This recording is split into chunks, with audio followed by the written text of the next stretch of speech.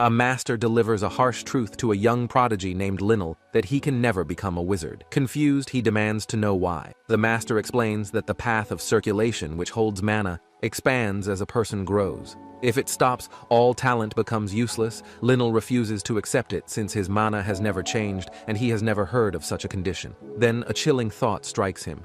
It must be a curse, one so deep it lingers even into the next life.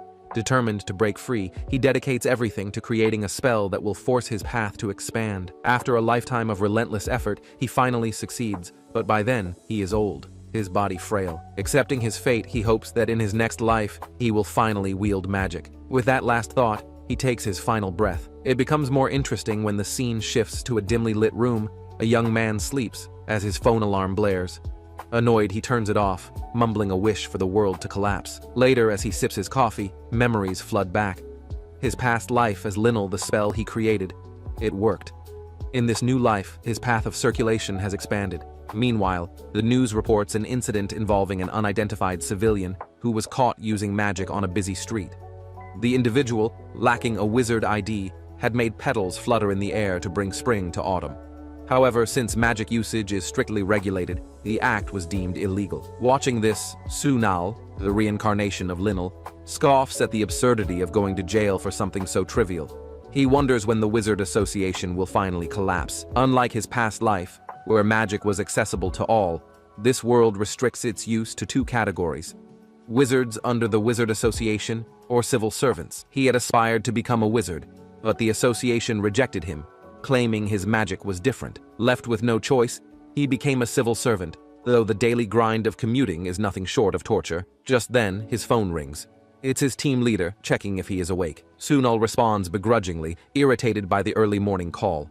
The team leader reminds him of a noise complaint filed last Friday, involving a Medusa. At the time, the complainant, a centaur, was believed to be overly sensitive, and since the noise level didn't exceed legal limits, the police had been unable to make an arrest. However, more reports have since surfaced, leading to a request for police cooperation.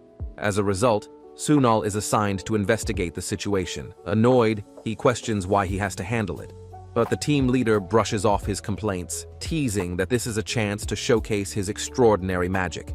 Uninterested, Sunal refuses, suggesting that the matter be handled without him. Unfortunately, the team leader has already decided otherwise, casually informing him that he's taking a half-day off and has forwarded the address via text.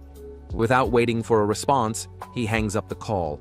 Sunal stares at his phone, exasperated. Once again, he finds himself wishing for the world to collapse. Sunal arrives at his destination by taxi, determined to resolve the matter quickly and return without delay. As he approaches the building, he presents his identity card to the two guards stationed outside, informing them that he is here regarding a complaint that was filed in coordination with the authorities. The guards acknowledge his credentials and escort him inside. Before he can proceed further, one of the guards suddenly collapses to the ground. The female guard beside him quickly reassures him, reminding him to stay calm as they are only here to investigate a report. Observing the situation, Sunal shakes his head, noting how people these days treat regulations as a joke. Facing an agitated Medusa without protective sunglasses is nothing short of reckless. His attention then shifts to a girl standing nearby. Her head is adorned with numerous snakes, marking her as a Medusa. Addressing her, Sunal introduces himself as a member of the Interspecies Complaint Resolution Special Division. However, before he can step closer, the girl warns him to stay away, insisting that she is not causing trouble on purpose. A brief explanation follows, revealing that she belongs to the species known as Dusa. Her unique trait includes strong protective instincts, and direct eye contact with her poses a high risk of paralysis, potentially turning others to stone. Sunal studies her carefully, wondering if she is a student. Excitement stirs within him at the thought, but his priority remains calming her down. Without hesitation, he casts a spell, though she seems unable to comprehend what is happening. Noticing a pair of protective eyewear lying on the ground, he picks it up and remarks on how Medusas are required to wear them at all times due to their abilities. However, he understands the inconvenience, acknowledging that these glasses are cumbersome and poorly designed. Hearing this, the girl, on the verge of tears, admits that even at school, she is ridiculed for wearing outdated glasses. Sunal agrees, pointing out how thick and expensive these designs tend to be. Without another word, he conjures a magical spell, forming a glowing array in the air. As he examines her, he realizes that she has shown remarkable self-restraint, which explains the strength of her mana. Unlike the widespread belief that intricate and ornate magic circles define powerful magic, he knows that such designs are nothing more than decorative traps for mana. True magic, in his eyes, is controlled through precise communication, not aesthetics. With that thought, 3 distinct eyewear designs materialize before them. He offers her the freedom to choose whichever design she prefers. After careful consideration, she selects one, to which Sunal praises her choice. His thoughts shift momentarily, reflecting on how a wizard's strength is measured by their vocabulary, knowledge that directly enhances their magical prowess. With a decisive action, he ensures that paralysis and petrification will no longer be an issue. Infusing the eyewear with his magic, he hands it to her, declaring the process complete. She hesitates, surprised at how quickly he crafted them. The Wizard Association, in comparison, would have taken at least 2 weeks. Sunal merely acknowledges the statement internally, confident that no wizard possesses a greater command of words than he does. To him, that is the essence of true magic. A short while later, his phone rings. It is his team leader, questioning a document that was just sent via text. As Sunal walks away, he explains that it is his report, along with a claim for additional compensation. Due to the cost of the glasses, he has slightly raised the amount. Additionally, he requests 2 extra hours for a special allowance. Confident that everything went smoothly, he assumes the team leader has already heard the news. The team leader protests, pointing out that he has not even finished work yet. Sunal, however, remains unfazed, reminding him that he was the one who had to handle the on-site investigation on a Monday morning. He flashes a satisfied smile. Before leaving, he casually entrusts the rest to his team leader, counting on him to manage things in his absence. Sunal enters a building where a heated argument is taking place. A centaur woman is shouting angrily, demanding to know why she is being stopped from filing her complaint. She questions whether they are implying she is being hysterical. Her species is identified as centaur, known for their highly sensitive nature. Observing the situation, Sunal sighs in frustration, wishing he could just go home. Pushing aside his reluctance, he asks what the issue is. A goblin named Li Rang steps forward, explaining that there is a problem with the complainant's magical tool. Sunal questions whether such tools should be taken directly to the Wizard Association for inspection. Li responds that they are, but in this case, the tool was processed incorrectly. Before their conversation can continue, the centaur suddenly lunges at Li in anger. However, Li effortlessly dodges her attack without breaking his conversation with Sunal. Amused by his skill, Sunal notes how effortlessly Li avoids danger while still maintaining a discussion. Deciding to handle the situation properly, Sunal suggests assessing the complainant's side of the story. Without hesitation, he sprays a harmless substance on the centaur. Alarmed, she demands to know what he is spraying her with. Calmly, Sunal assures her that it is completely safe, and there is no need to worry. Turning to Li, he takes full responsibility for the case and instructs him to focus on his own tasks. Relieved, Li thanks him, acknowledging that the situation could have escalated into serious trouble without his help. As Sunal watches him leave, he can't help but admire the remarkable magic of goblins. Despite having worked here for only a month since his transfer, there is still much he doesn't know about Li, making his change in attitude even more surprising. Sunal then takes his seat and invites the centaur woman to speak. Though he offers her a chair, she refuses, insisting that she is comfortable standing. Apologizing for causing a disturbance earlier, she explains that her anger reignites every time she thinks about what happened at the association. Without further delay, she presents the magical tool in question. Examining it, Sunal immediately recognizes it as a cosmetic product. He finds it surprising that the Wizard Association has expanded into such fields as well. The centaur continues her story, explaining that she had accidentally dropped the tool, causing it to get damaged. When she took it to the branch for free repairs, they refused, claiming that the marks on it indicated she had stepped on it. However, she insists that she never did. Instead of listening to her, they accused her, arguing that since she had 4 legs, she must have unknowingly kicked or stepped on it. They claimed that the magic circle embedded in the tool could not have broken unless there was a significant impact. Sunal quickly realizes what has happened.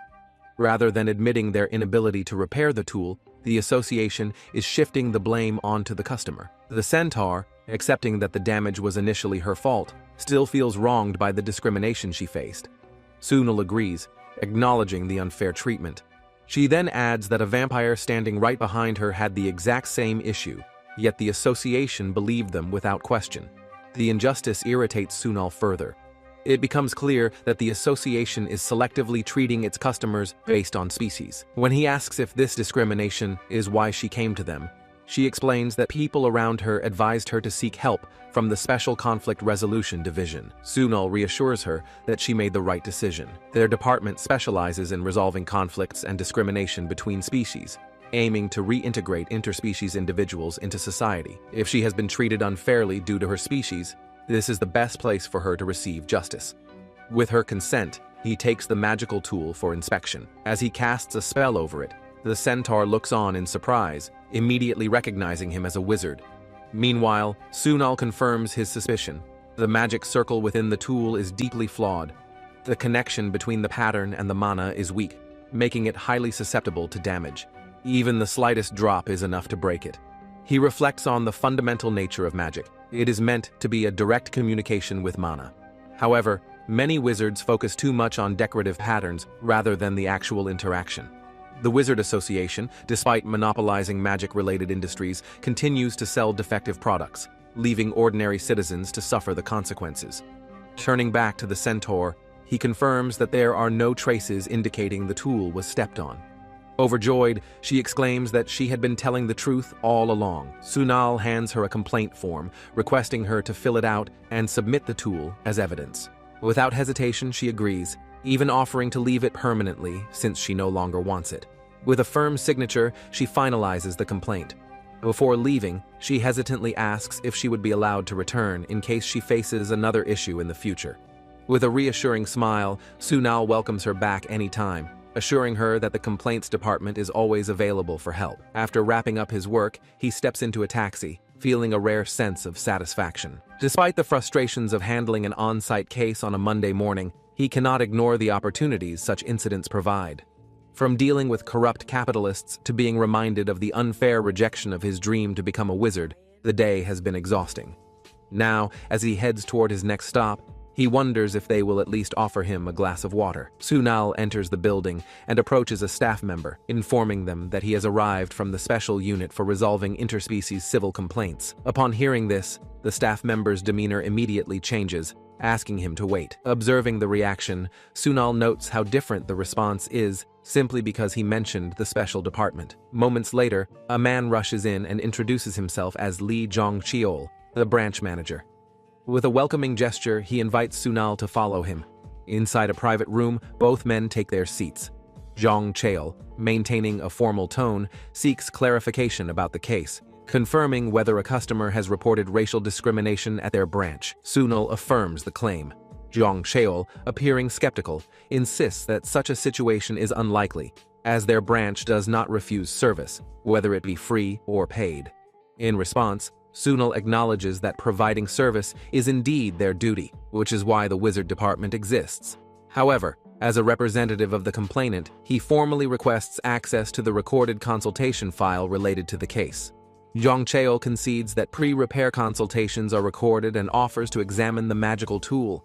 However, Sunal refuses, stating that he must listen to the recording first before presenting the tool. Internally, he anticipates how Jong-cheol will attempt to justify the situation. As the recording begins, a voice plays, capturing the conversation between the centaur customer and the wizard at the branch. The customer is heard apologizing for dropping the tool. However, the wizard immediately suggests that, given the centaur's multiple legs, it is possible they accidentally kicked it due to their naturally sensitive nature. The customer protests, questioning why their race is being brought into the discussion when they merely came for a repair. The wizard, unfazed, justifies the suspicion by insisting that, since they are a centaur, the possibility must be considered. Hearing this, Sunal cannot hide his disbelief. The words had been spoken outright, without any hesitation. Keeping his composure, he brings up another key point. The complainant also mentioned that a vampire customer who was next in line had a similar issue. Unlike the centaur, the vampire was immediately given a refund along with several discount coupons. This clear disparity in treatment raises serious concerns. Sunal then questions whether this was truly an isolated incident. If not, a deeper investigation may be necessary. At this, Jong Cheol visibly tenses. Admitting that there appears to have been an error on their part, he requests to inspect the magical tool to provide further explanation. Sunal, satisfied with the acknowledgement, grants permission, reminding him that the recorded file has also been provided as evidence. Without delay, Sunal sends the recording to his team leader. Moments later, a message arrives in response, humorously commenting on how thrilled he must be about the situation. Sunal cannot deny it. The feeling is undeniably exhilarating. Meanwhile, Jong Cheol carefully examines the magical tool. After a brief analysis, he confidently states that the damage shows traces of a significant impact, which disrupted the magic circle within. While acknowledging the questionable remarks made in the recording, he subtly suggests that the customer may have misunderstood the situation first. Hearing this, Sunal simply smirks. With an amused expression, he poses a final question. Who exactly misled whom? Jong Cheol studies Sunal closely, his gaze lingering on the single red earring in his ear. A thought crosses his mind. Could this man truly be a wizard? If so, why would he settle for a civil servant position with no special privileges? Any wizard affiliated with the association would be enjoying its benefits. Before he can dwell on it further, Sunal breaks the silence, making it clear that he did not come unprepared. He points out how the branch attempted to paint the complainant as a liar. As a wizard, Jong Cheol should already understand the flaw in the magical tool. It was never designed to withstand heavy impacts. More importantly, had it been properly constructed from the beginning, this issue would not have occurred. With that, Sunal takes the damaged magical tool in his hand and activates a magic formula. Jong Cheol watches in stunned disbelief, realizing that Sunal executed the spell without the aid of any magical tools or weapons to stabilize it. The implications of this are unsettling. Sunal, unfazed, questions whether Jong Cheol managed to grasp even a glimpse of his formula. He then exposes the flaw in the tool's design, pointing out that overlapping symbols were incorrectly combined. This, he explains, is the reason why the magic circle shattered so easily. Without hesitation, he directs the next accusation. Why was a defective product knowingly sold, only for the blame to be shifted onto the customer later? Is this the so-called wizard's duty that Jong Cheol claims to uphold? Had the branch simply admitted its inability to repair the tool, none of this would have escalated. Jong Cheol, visibly nervous, attempts to defend himself. He insists that the issue is not about their inability to fix the tool, but rather that the damage is beyond repair. It is simply impossible to restore. Without a word, Sunal casts a restoration spell. The moment the magic takes effect, Jong Cheol's breath catches in his throat. It should have been impossible. He was certain that the magical tool had been damaged beyond recovery. Yet, before his eyes, Sunal had accomplished the impossible. The realization sends him into a state of shock. The method used, it feels familiar, as if he has encountered it somewhere before. Suddenly, a wave of recognition washes over him. His expression hardens as he accuses Sunal of being the fraudster who appeared out of nowhere, shaking the very foundations of the magical world. If that were the case, there was no way he could have officially become a wizard after that incident. Sunal, remaining completely composed, acknowledges the restriction that was placed upon him. However, he casually reveals that overcoming it was far easier than anyone had anticipated. Jong Cheol stiffens, the weight of the revelation pressing down on him. At this point, the narrative shifts to a broader historical context. It has been only 30 years since the war between different species ended, leading to an era of peace. However, the lingering fear of another conflict resulted in severe restrictions on the most dangerous forms of magic. Among these measures was a prohibition placed on students who failed the wizarding exams. The government introduced these restrictions to prevent the potential rampages of failed students, yet no follow-up measures were ever put in place for those who managed to break them. Sunal, now wearing a confident smile, points out a crucial detail. While rumors circulated about the prohibition preventing wizards from receiving assistance, there were never any actual laws forbidding someone from breaking the restriction. Furthermore, there were no rules dictating what could or could not be done once it had been overcome. With that, he delivers his final warning. An investigation will soon be underway. Since he successfully repaired what the association had deemed unfixable, the authorities will undoubtedly get involved. Even if they attempt to destroy the evidence, he will simply recover it. The list of violations continues to pile up: breaching wizard duties, engaging in racial discrimination, obstructing and interfering with official work, and failing to uphold the responsibilities of a wizard. As the weight of these accusations settles over Yong Cheol, Sunal concludes with a final remark. Avoiding the consequences will not be easy. As evening settles in, Sunal lies on his sofa, exhausted from the day's events. He reflects on the ordeal, relieved that the day is finally over. In his mind, this had been the worst Monday ever. It was also the first time he had directly encountered the Wizards Association since becoming a civil servant. While it was fortunate that the complaint was handled swiftly, there was a lingering bitterness. He had hoped, even if just a little, that the association would improve over time. A question lingers in his thoughts. Was it wrong to want to change magic for the better? His only wish was to live in a world where magic was accessible to everyone. Just then, a message arrives on his phone. It's from his team leader, offering a simple acknowledgement. Good work today. A small smile forms on Sunal's face as he reads the message. Maybe this wasn't the worst Monday after all. Perhaps in a way it was his personal victory. He considers the thought for a moment and chuckles to himself. Maybe this was the best Monday ever. The next morning, the scene shifts to the office. A massive stack of paperwork sits atop Sunal's desk, an overwhelming sight that immediately frustrates him. The sheer volume of documents makes him exclaim in disbelief. The culprit behind this workload soon reveals herself. Adenal Ross, the team leader, a vampire known for her sharp wit. With a teasing expression, she explains that the stack consists of complaint-related paperwork. She had been on back-to-back business trips the previous day, and because of him, all the work had piled up. Sunal, still taken aback by the workload, questions why his pile is disproportionately larger than the others. Adenal only laughs in response. Looking to the side, Sunal greets Trisha, a fairy and one of his colleagues. She returns the greeting warmly. Curious, Sunal asks why her workload is significantly smaller despite also being on a business trip the previous day. Before Trisha can respond, Adenal places a hand on Sunal's shoulder, a mischievous glint in her eyes. She reminds him that he is their most competent worker and, more importantly, the creator of the magic scanner with top-notch security, far superior to the one developed by the Wizards Association. Sunal narrows his eyes at her, sensing where this is going. He demands to know what she's implying. Without hesitation, Adenal flashes a bright smile and announces that from now on she'll be relying on him. Realization dawns on Sunal, and he mentally scolds himself. Thinking that this Monday might have been tolerable was clearly a mistake. A short while later, two figures approach Sunal's desk.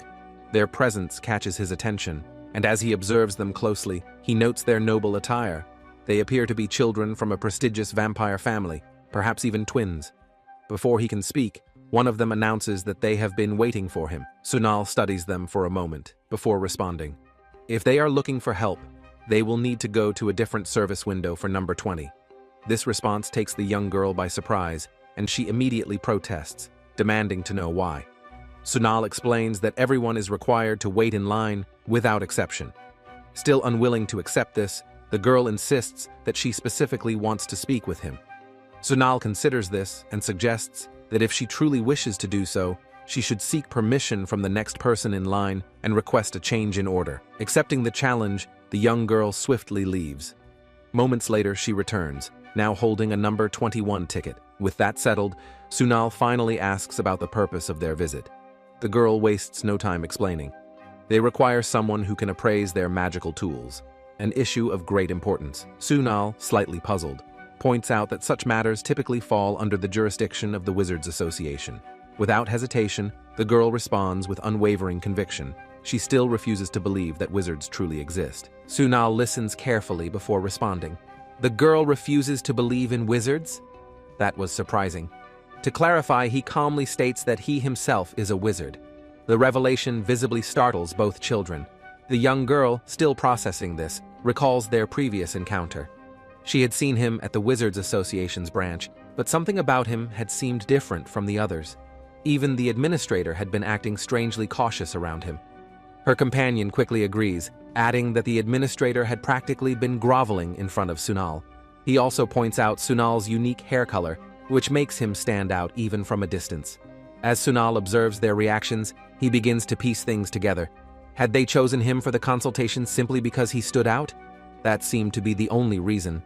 His distinct appearance certainly made him hard to miss. It was yet another side effect of the linal magic. His hair could no longer be dyed. Bringing the conversation back on track, the girl questions him further.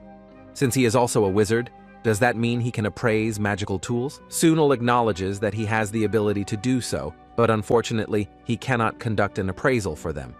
This response confuses the girl, and she immediately asks why. Sunal explains the distinction between himself and the Wizards Association. Unlike their wizards, who are permitted to use magic outside of work, civil servants are strictly limited. Their magic can only be used for resolving public complaints. Moreover, their department does not handle personal matters. The girl takes a moment to process his words before presenting an alternative. If the situation involved someone else, would that make a difference? Sunal clarifies further. There would need to be clear evidence that the issue was persistent or had been ongoing for several days. For instance, if someone was insulted once, it would be best to report it to the police. However, if the insults continued the next day as well, then it would fall under their jurisdiction, and action could be taken. The girl nods in understanding before declaring that she will file a different complaint instead. Without hesitation, she states that wizards have been forcing her to buy magical tools she does not need. This has been going on for more than 3 months. Hearing this, Sunal's thoughts race. Wizards had been coercing her into unnecessary purchases, and they had been doing this to children. The girl continues her explanation. The wizards had told her that, since she was still young, she would not understand all the complicated terms. They assured her that if she simply bought the tools, she would grow into a great vampire in the future. Believing in their words and aspiring to become stronger, she had purchased everything they recommended. After hearing this, Sunal offers a suggestion. In such a case, it would be better to report the matter to the authorities. The girl sighs in frustration. She has already taken that step, but the authorities dismissed her concerns. They had refused to take her seriously, simply because she was a child. Her companion speaks up as well, revealing that Sunal is the first person who has taken the time to listen to them properly. The two of them had refrained from troubling their grandfather with this issue, as he was extremely busy.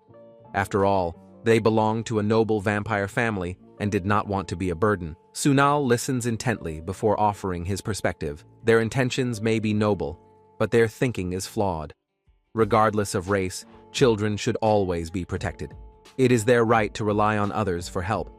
The responsibility of handling problems should never fall on children, nor should they have to concern themselves with the busy lives of adults.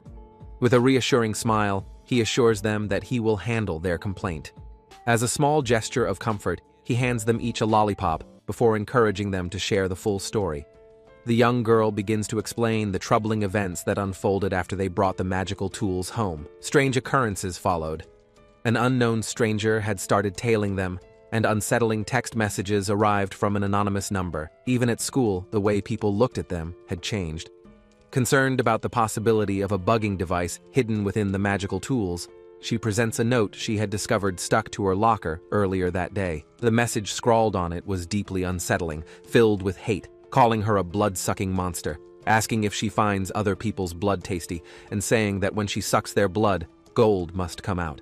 A while later, Sunal steps out of the children's car, his mind running through everything he has learned. Vampires were undeniably among the wealthiest races, having accumulated even more fortune in the years following the war. But to go so far as to stalk young children simply because of their wealth, it was excessive. The boy gestures toward their home, informing Sunal that they have arrived. As soon as Sunal lays eyes on the mansion, he is momentarily taken aback. While he had already formed some expectations after seeing the luxury car that came to pick him up, the sheer grandeur of the house is beyond anything he imagined. An odd sense of unease settles over him at the thought of stepping inside. Noticing his expression, the girl voices her concern, suggesting that he might be feeling unwell from the car ride. Sunal quickly dismisses the notion, clarifying that he is simply astonished after traveling in such an extravagant vehicle. The boy, evidently pleased, casually offers to give Sunal a car if he wants one. He has plenty to spare. Hearing this, Sunal is momentarily speechless. He politely declines, expressing his appreciation for the thought, but assuring them that it isn't necessary. Inside the mansion, the girl gathers all the magical tools she has purchased over time and lays them before Sunal. Now that she sees them all together, she finally realizes just how many unnecessary items she had bought. Sunal prepares to inspect them. His priority is determining whether any of the tools contain a hidden surveillance device. As he is about to begin, he warns the children that he will be using magic and reassures them not to be alarmed. He raises his hand, activating his spell. A glowing magic circle materializes before him. The twins watch in wide-eyed amazement. The girl, in particular, is left stunned. The magic she is witnessing does not resemble anything she knows. Without pausing, Sunal refines his search, focusing on detecting any signs of eavesdropping. The spell locks onto a small toy bear, then shifts toward a seemingly ordinary sticker attached to their wardrobe. Sunal studies the sticker before turning to the children with a question. Who placed these cat stickers in their home? The girl responds immediately, revealing that their maid was responsible for putting them up. Sunal remains silent, deep in thought. Sensing his hesitation, the girl presses him for an answer. Why was he so interested in those stickers? After a brief examination, Sunal confirms his suspicions. Both the doll and the sticker contain a wiretapping spell. While nothing is conclusive yet, it is highly possible that the wizard responsible for manipulating the children and their maid are working together. The boy immediately reacts, refusing to believe it. The mere suggestion is unthinkable. Meanwhile, the girl lowers her gaze, struggling to process the implications. If someone within their home was involved, it meant betrayal from the inside.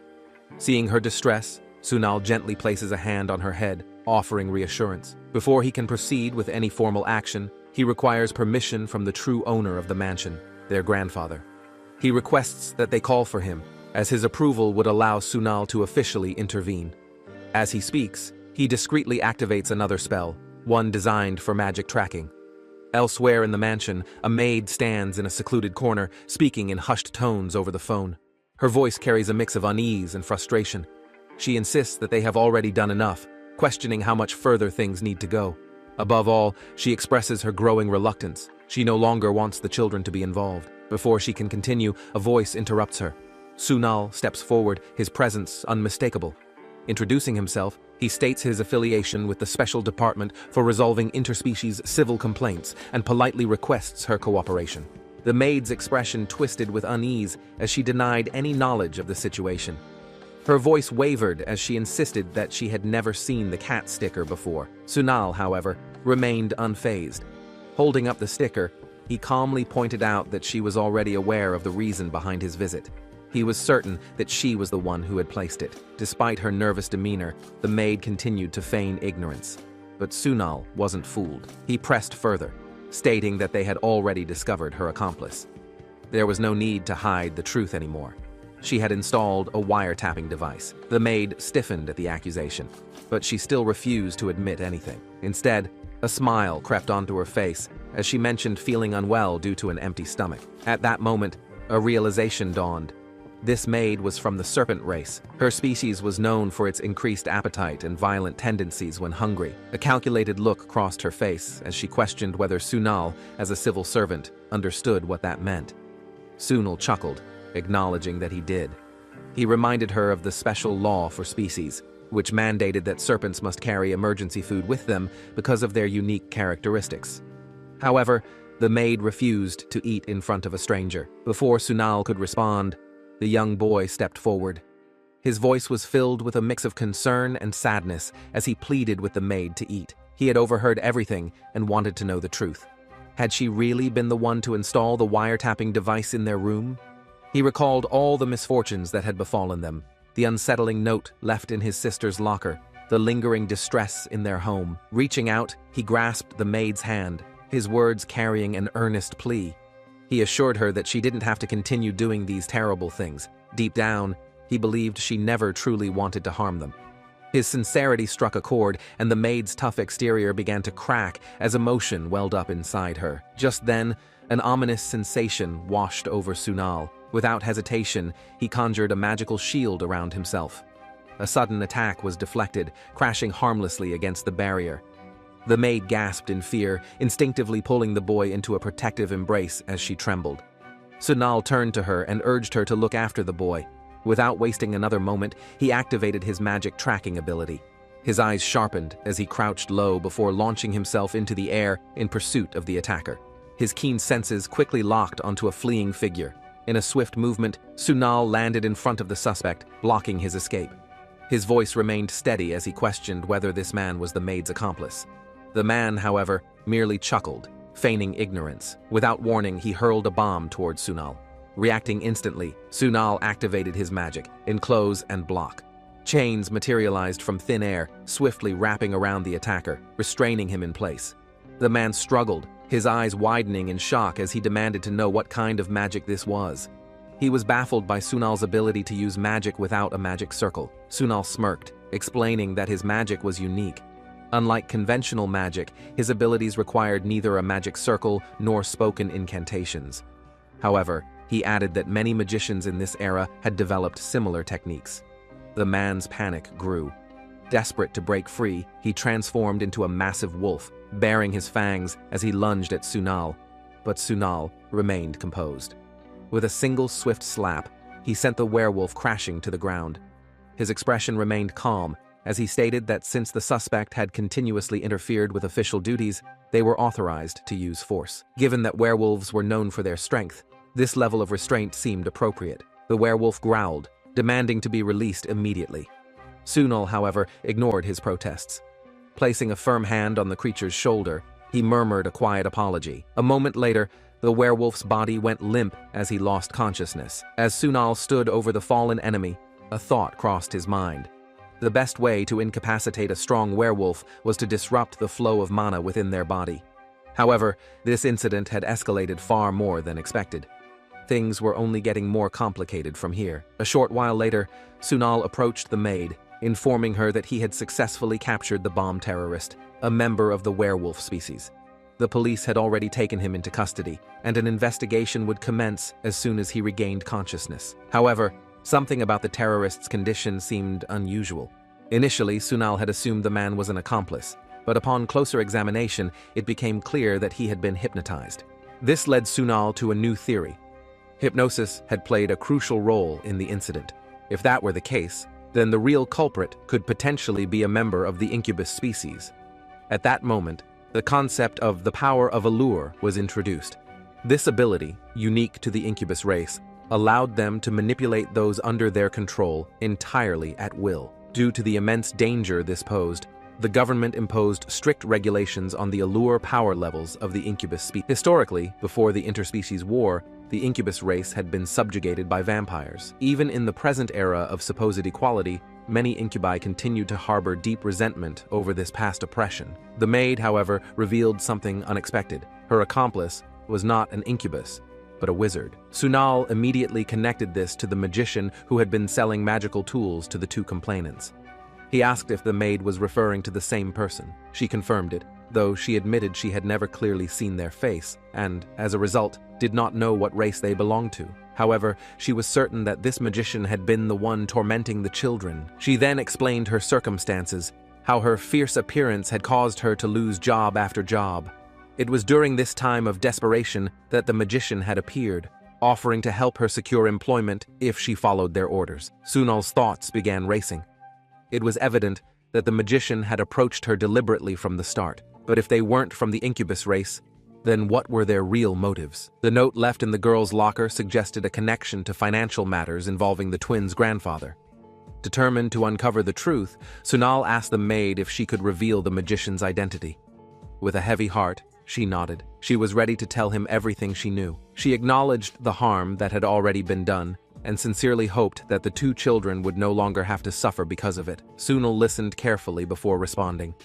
He understood that she had faced her own unfortunate circumstances, but that didn't erase the mistakes she had committed. He urged her to take responsibility for her actions first. Once she had done so, she could come find him, and he would personally help resolve her grievances. Overwhelmed with emotion, the maid broke into tears and expressed her gratitude. As evening fell, Sunal made a call to his team leader, informing her that he was heading in.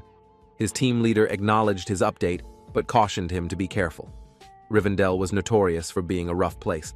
She also mentioned that the terrorist, who had been under hypnosis, had been sent for further examination at Mestos Hospital near the community center. She assured him that she would relay the results as soon as they arrived.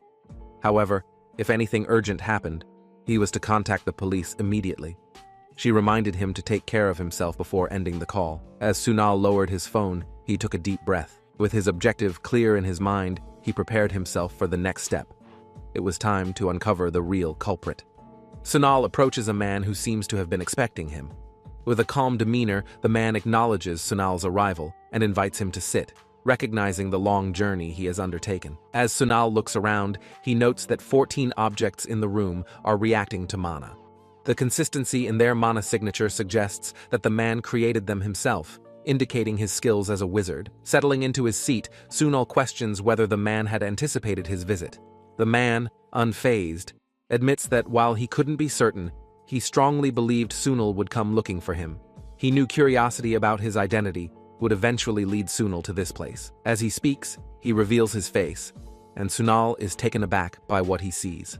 A vampire, but something about him seems off. Vampires do not age like humans, so why does this one appear different? Sensing Sunal's surprise, the man acknowledges his reaction. He points out that the vampire race ages slowly, making his appearance quite unusual. He then brings up an old superstition, that vampires grow younger and stronger by consuming the blood of their own kind. A realization dawns on Sunal as he begins to piece together the implications. The man confirms his suspicions. He is a vampire who was cast out by his own kind and drained of his blood. The reason for this betrayal is clear. He had chosen the path of wizardry, something pure-blood vampires despised. Even though peace had been restored after the war, resentment towards wizards still lingered among vampires. Sunal, curious, questions if vampires haven't already integrated into wizardry. The man explains that those are only half-bloods, not pure-blood vampires like himself. Purebloods do not accept half-bloods as their own. However, his case was different. He had willingly become a wizard despite being a pureblood. Because of this, he was cast aside, treated as a disgrace, much like Sunal himself. Hearing this, Sunal is momentarily taken aback. The man's words hint at something deeper. When pressed for clarification, the man reveals that he has known about Sunal for quite some time. From the moment Sunal appeared at the Wizards Association, he had recognized his extraordinary magic. The man had fervently hoped he wouldn't share the same fate, fearing the tragedy of being a wizard, yet not truly accepted as one. Despite the man's story, Sunal refuses to let the conversation stray from the real issue. Rising from his seat, he accuses the man of placing surveillance devices to threaten children. Regardless of his past or reasons, he had used others for his own purposes and put innocent lives at risk. The man, however, insists that he had sought help before.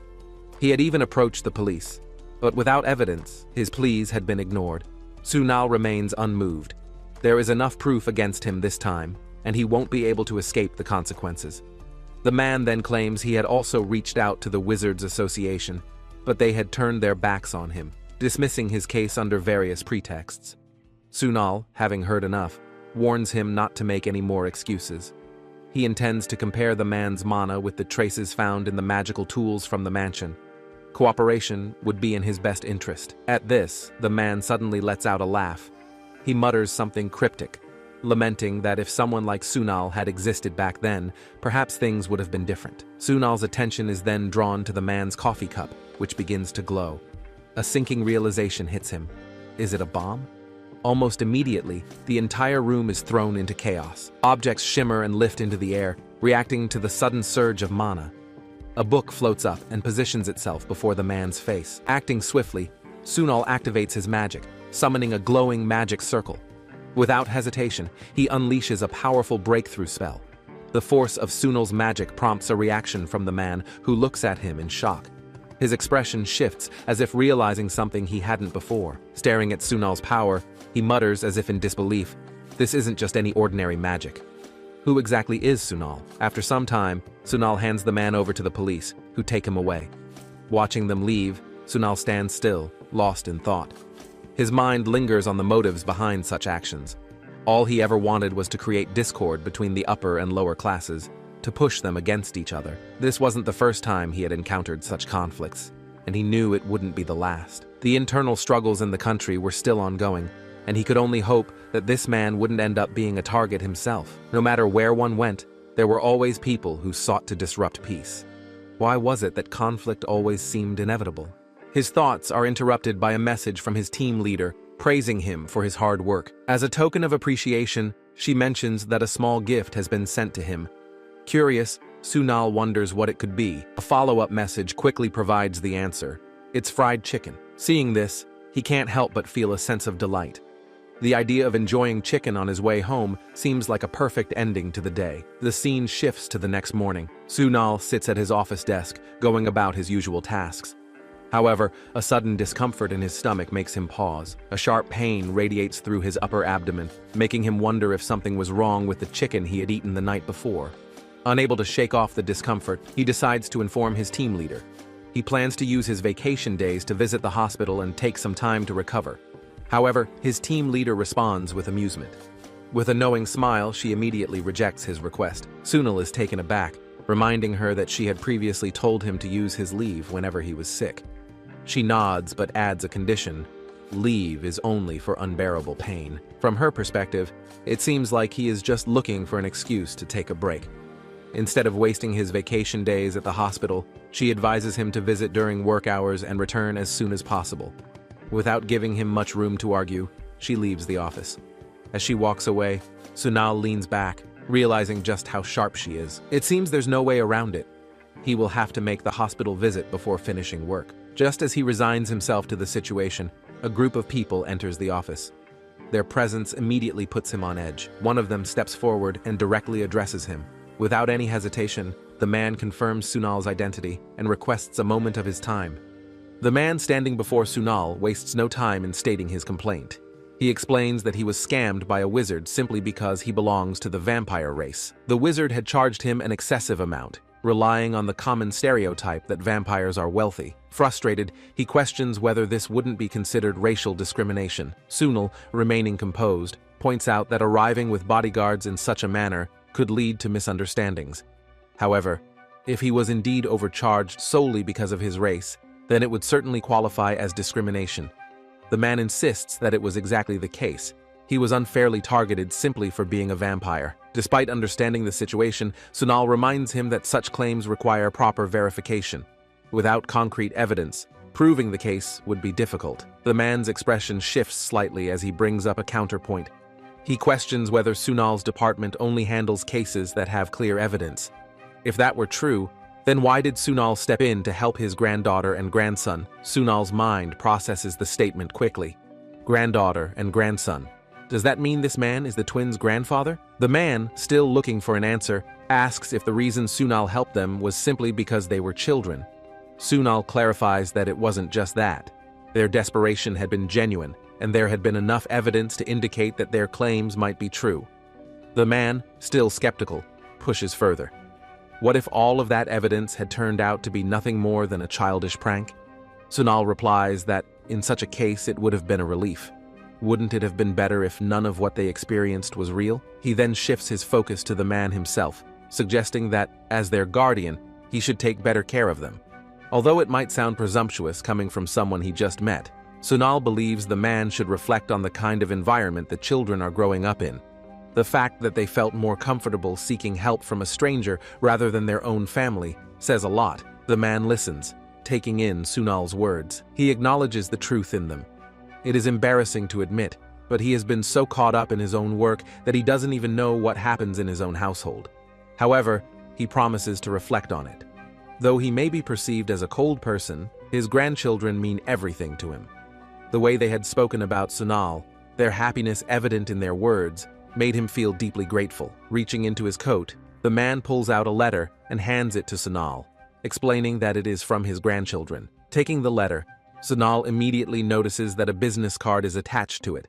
Before leaving, the man extends an offer. If Sunal ever needs his help, he is welcome to call him. The Tichia family, he assures, never forgets its debts. With that, he and his entourage turn and leave. Once they are gone, Sunal opens the letter. Reading through it, he finds heartfelt words from the twins, expressing their gratitude and admiration for him. A warm feeling settles in his chest, and a rare smile appears on his face. A short while later, someone approaches Sunal. As he turns to see who it is, he immediately questions the visitor's reason for being there. The figure before him is an old man, holding his own head in his hands with the aid of magic. With a calm demeanor, the old man explains that he had been passing by a nearby hospital when, all of a sudden, his heart started pounding, as if it were about to burst out of his chest. Hearing this, Sunal responds with amusement, suggesting that the best course of action would be to actually visit the hospital. If that doesn't help, then perhaps the real reason for the reaction is love. The old man quickly dismisses the idea, finding it highly unlikely at his age. Instead, he shares a suspicion. He believes that the strange sensation may have been caused by the succubus species present at the hospital. The feeling was eerily similar to the charm magic he had encountered before. Understanding the gravity of the situation, Sunal acknowledges that if this is true, it could be dangerous. However, the alluring power possessed by the succubus species is strictly regulated, meaning it should not be able to extend beyond the hospital building. The old man agrees, admitting that he had considered reporting the incident to the police. However, he worried that it might have been his imagination. Not wanting to cause unnecessary discrimination against the succubus species, he decided to seek verification from the Civil Complaints Department instead. Sunal recognizes the logic in this approach. If the police were involved, there was a risk that they would launch a general investigation into all succubi without proper cause. Taking this into account, he asks the old man for the hospital's name. The old man responds that it is nearby, recalling that it was called Mestos Hospital. The name triggers a memory in Sunal's mind. His team leader had recently informed him that a terrorist who had been under the influence of hypnosis had been sent to Mestos Hospital for examination. The hospital's location near the community center had also been mentioned. A strange feeling creeps up on him as he wonders if this is all just a coincidence. Shaking off the thought for the moment, he instructs the old man to fill out a civil complaints form. Once the form is completed, the old man expresses his gratitude for Sunal's time and patience in hearing him out. Instead of accepting the thanks, Sunal insists that he should be the one expressing gratitude instead. Before another word can be spoken, the old man suddenly mentions that Sunal's superior seems to be calling for him. Just then, Sunal hears his name being called. His team leader is approaching. Quickly turning back to the old man, he is startled to find that he has disappeared without a trace. Sunal's mind races. There had been a soundproofing spell placed near the counter, hadn't there? Before he can dwell on it further, his team leader reaches him. She brings up his plan to visit the hospital later and, without giving him a chance to respond, assigns him off-site work. The department has received several complaints about Mestos Hospital, with suspicions regarding the use of charm magic. Given that there have already been multiple reports, the matter requires immediate attention. Processing the information, Sunal wonders if this means that the charm magic has spread beyond the hospital's premises. His team leader continues, explaining that Lee and Tarisha are already scheduled for other assignments. Sunal, however, is the only one capable of increasing his resistance to hypnosis through magic, making him the best candidate for the task. Acknowledging the situation, Sunal agrees that his abilities make him suited for the job. Before sending him off, his team leader adds a personal touch. Since he is already visiting the hospital, he should take the opportunity to get a checkup as well. She also reminds him to submit his prescription and an updated ID photo. Sunal hesitates, questioning whether all of this is truly necessary. Without missing a beat, his team leader firmly insists that it is. She expresses concern for his well-being, making it clear that this is not a request, but an expectation. Realizing there is no room for negotiation, Sunal relents. He decides to complete the investigation as quickly as possible so he can leave work right away. Upon arriving at Mestos Hospital, he is met with an unsettling sight. The place is already crowded with people, many of whom seem visibly affected. Even without close inspection, it is clear that they are under the influence of charm magic. A sense of frustration builds within him as he wonders what the police have been doing. Even a simple patrol should have been enough to detect that something was wrong. Without wasting any time, he activates a spell, block-off charm, and enchantments. The protective magic takes effect as he observes his surroundings. With everything unfolding in front of him, he begins to question whether he will even be able to get his checkup today. Inside Mestos Hospital, the situation appears far worse than Sunal had initially expected. Almost everyone seems to be under the influence of charm magic. Observing the affected individuals, he realizes that his first step should be to measure the power of the charm using a specialized device. Activating the device, he checks the reading, 49. The result leaves him puzzled. While the regulation limit for charm influence is 50, the effect within the hospital is overwhelming, clearly surpassing that threshold. Yet, the reading remains just below the limit. Something doesn't add up. His eyes land on a nearby air purifier. Deciding to investigate, he uses his magic to analyze its properties. He casts 3 spells, one to assess the state of the air, another to circulate it automatically, and a third to condense impurities into a single solid form. The results confirm his suspicion. At first glance, it appears to be an ordinary magic air purifier, However, a hidden spell within it is interfering with the signals of measuring devices. Whoever tampered with it was both skilled and daring, as modifying magical items for fraud is strictly illegal. If this particular spell is removed, the true charm levels might be revealed. Turning away from the device, Sonal approaches a nearby nurse, introducing himself and requesting a meeting with the hospital director. As he waits for a response, his attention shifts to a poster on the wall. A sudden realization strikes him. Tichia Mask. That was the name of the mask, wasn't it? Tichia is a renowned company specializing in magical masks and cosmetics. Could it be that Mr. Duen and the twins are from that Tichia family? Before he can dwell on the thought, a doctor seated nearby addresses him, bringing up the issue of the charm levels. Confirming that this is indeed why he is there, Sonal explains his findings. Despite the measurement results not exceeding the regulatory limit, the sheer number of affected patients both inside and outside the hospital indicates something unnatural. Using magic, he discovered that the air purifiers had been tampered with, causing interference with the measurement devices. The doctor seems taken aback, immediately denying any involvement. He insists that the hospital had recently undergone an inspection by the Wizard Association and had even requested an independent measurement from the police. Sonal remains firm.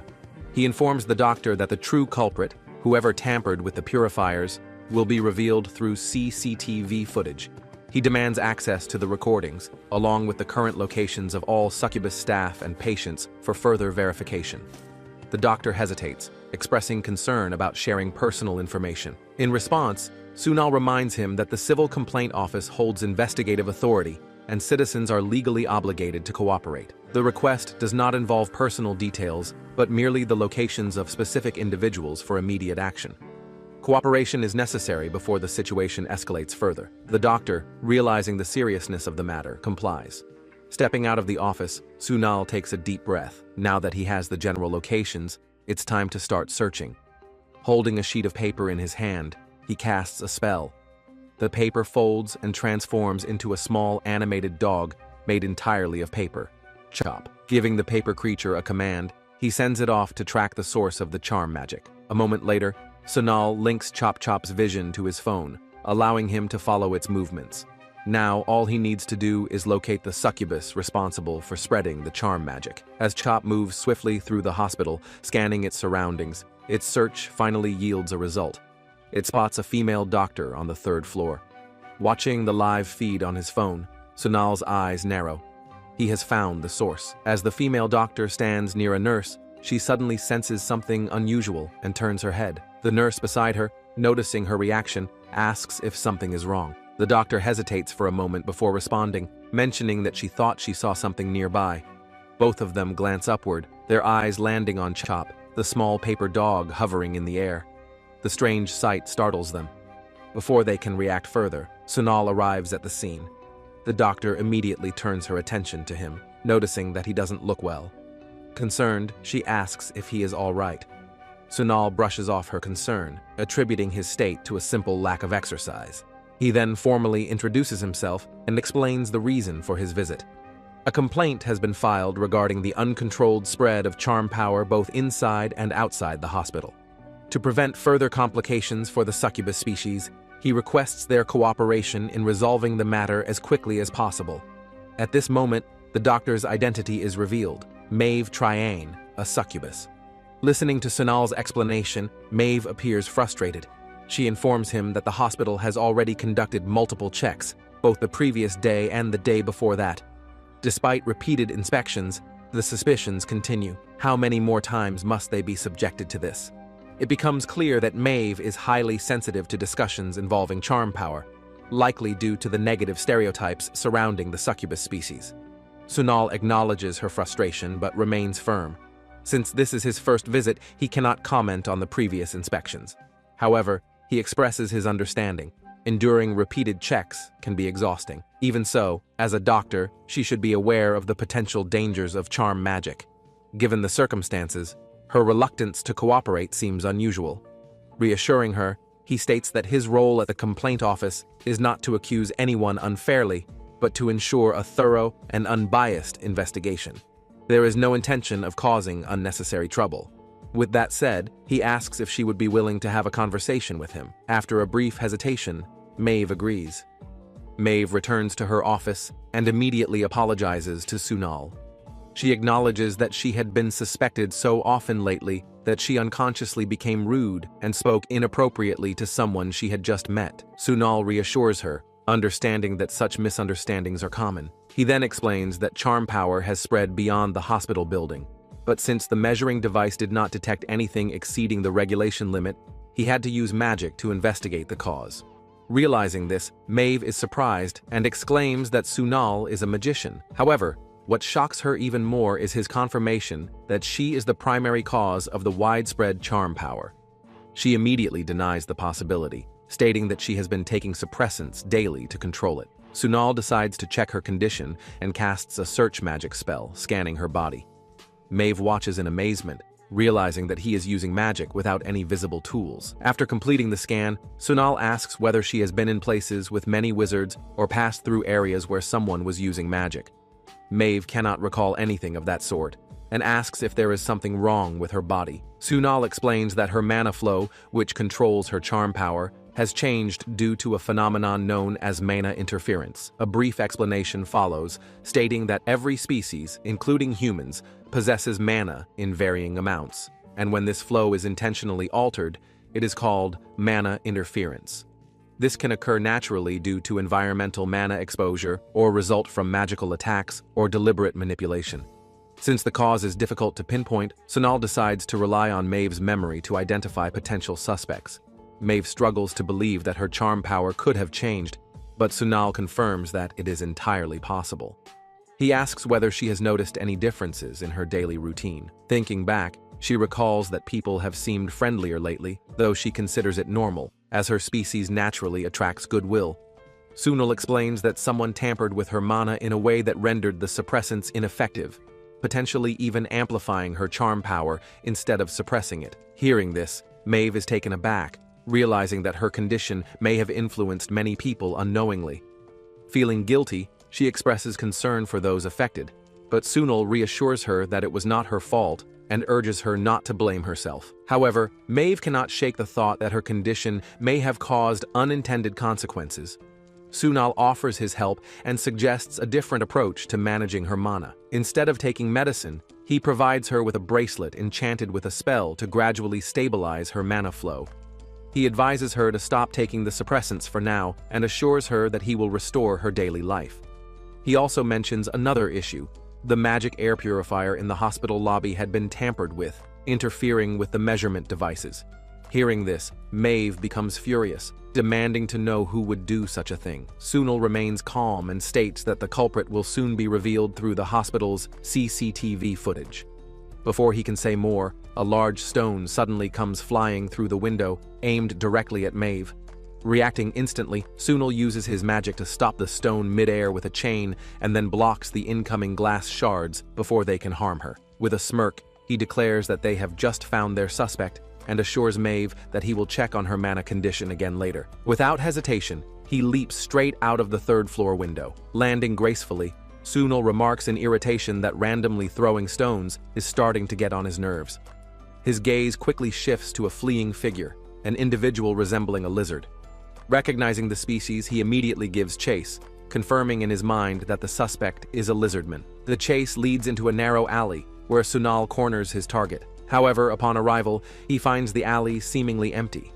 Realizing that lizardmen have the ability to blend into their surroundings, he acknowledges that capturing the suspect might be trickier than he thought. Just then, a weak voice calls out from behind him.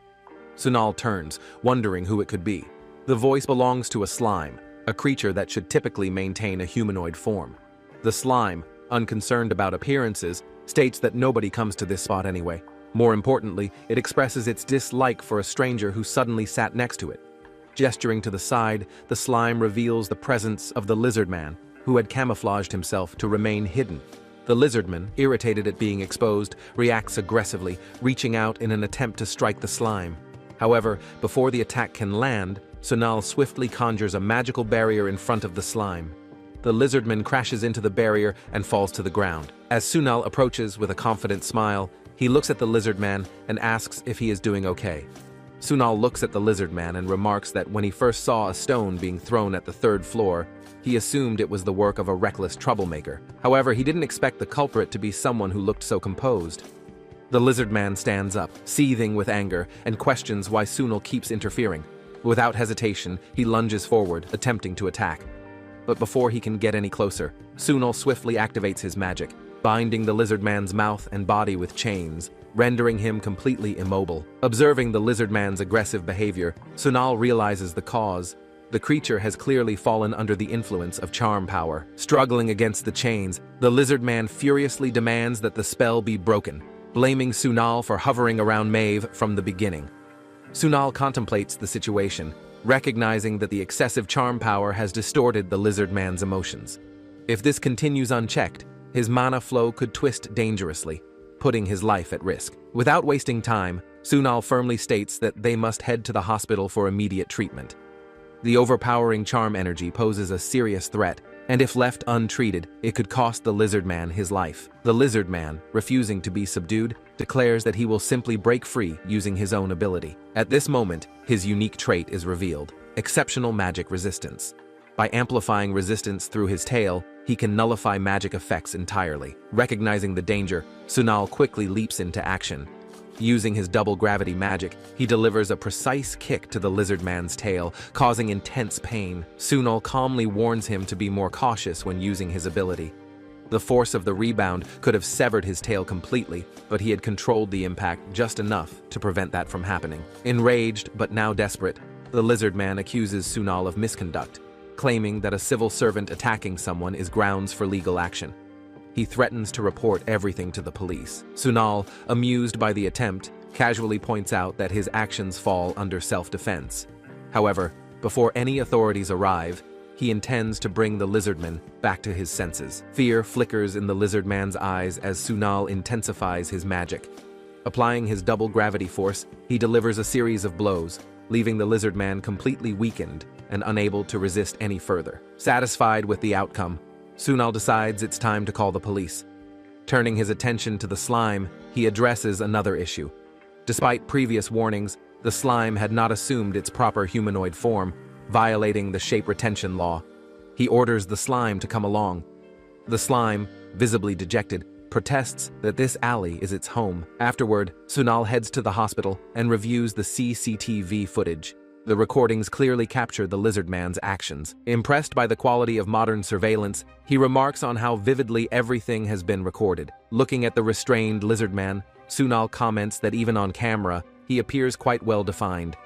He then explains that individuals under the influence of charm power often mistake their obsession for genuine love, seeing any interference as an unforgivable offense. However, regardless of the influence, crimes committed under charm power cannot be excused. True love does not drive people to commit such reckless acts. Turning to the officers, he instructs them to proceed with the investigation and to notify him once the motive behind the crime has been uncovered. He then shifts his attention to the slime once more. Although the creature had violated the shape retention law, it had also played a crucial role in resolving the case. On that basis, Sunal requests leniency. With everything settled, Sunal steps outside and takes a deep breath. Finally, the overflowing charm power has been suppressed, and the culprit has been caught. The remaining investigation can be left to the police. Now, it is time to go home. Just as he is about to leave, Maeve rushes toward him. Seeing her approach, Sunal reminds her that there was no need for her to come. Maeve, however, insists that the lizard man is also a victim of her power. Sunal dismisses the concern, stating that if the lizard man truly loved her, he wouldn't have acted in such a reckless manner. There is no need for her to carry the burden of his actions. She should simply brush it off and go home. Maeve acknowledges his words, but explains that she is still on duty. After hesitating for a moment, she thanks him for reassuring her that none of this was her fault. She then asks if he can spare a moment. Confused, Sunal asks what she means. Without hesitation, Maeve informs him that he has gastritis. Caught off guard, Sunal stares at her in surprise. Maeve continues, instructing him to take his prescribed medicine on time and to avoid alcohol for a while. Spicy and irritating foods should also be avoided, as his condition could become chronic if neglected. She then asks if he experiences a lot of stress in his daily life. Sunal sighs, admitting that stress is a regular part of his routine. Maeve firmly advises him to follow the treatment plan as this is not a condition that will improve overnight. Still in disbelief, Sunal asks if he really cannot drink alcohol until then. Maeve confirms that not even a single drop is allowed. Hearing this, Sunal is left speechless. Sunal is lying on his sofa, exhausted. Just as he starts to doze off, his phone rings. He glances at the screen and sees that it's a call from his team leader. Regretting his decision to stay up late playing games, he sighs and picks up the call, greeting her with a tired hello. The team leader apologizes for calling so early and asks if he had given permission to someone named Tutun to stay in their office. Confused, Sunal asks who Tutun is. The team leader admits that she doesn't know either. A slime named Tutun had shown up at the office, claiming that Sunal had allowed him to stay. At first, Sunal denies knowing any slime, but then a realization hits him. Recalling the slime from the other day, he mutters in disbelief. Without wasting time, he rushes to his office. As soon as he arrives, the slime, now sitting comfortably, brightens up upon seeing him and eagerly states that he has been waiting. The team leader is also seated nearby, observing the situation. Sunal, still processing the situation, asks why the slime had been waiting for him. Tutun explains that he lost his home and had come seeking help in finding a new one. Without hesitation, Sunal suggests that if he has lost his home, he should go to the police station. They would assist him in finding a place if he explained that he was lost. Tutun quickly corrects him, emphasizing that he is not lost, he simply has nowhere to live. Furthermore, he believes the police wouldn't help him in this situation. Noticing the slime's distress, the team leader offers him a warm cup of cocoa and gently reassures him. Watching this, Sunal wonders what he's even doing there. Tutun continues, explaining that when he returned home yesterday, his landlord ordered him to leave. He had been staying there for quite some time, but now he had nowhere to go. Sunal reflects on the nature of slime species, realizing that they typically don't have permanent homes. They settle wherever they feel comfortable, but if they overstay their welcome, they can be forced to leave at any time. It seems that Tutun had been evicted upon returning. While acknowledging the unfortunate situation, Sunal states that staying somewhere without a landlord's permission is illegal.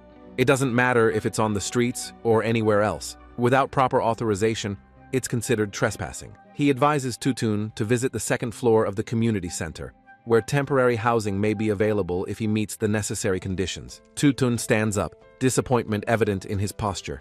He had hoped Sunal would be able to help. Before leaving, he sadly remarks that his real home used to be there. With that, he turns away and departs. As he watches the slime leave, Sunal notices the team leader staring at him. He turns to her and asks why she's looking at him like that, reminding her that this is not an issue the Civil Complaints Department can handle. She acknowledges that finding a home is too personal a matter to fall under their jurisdiction. If it were a conflict involving different species, it would be different. That's precisely why the situation feels even more disheartening. A while later, Sunal sits quietly at his desk, lost in thought. No matter how much he tries to brush it off, he keeps worrying about Tutun. He wonders if the slime is still searching for a place to stay, knowing how difficult it is to find a landlord willing to accept his kind. Before he can dwell on it further, someone approaches his desk. A man with green hair stands before him.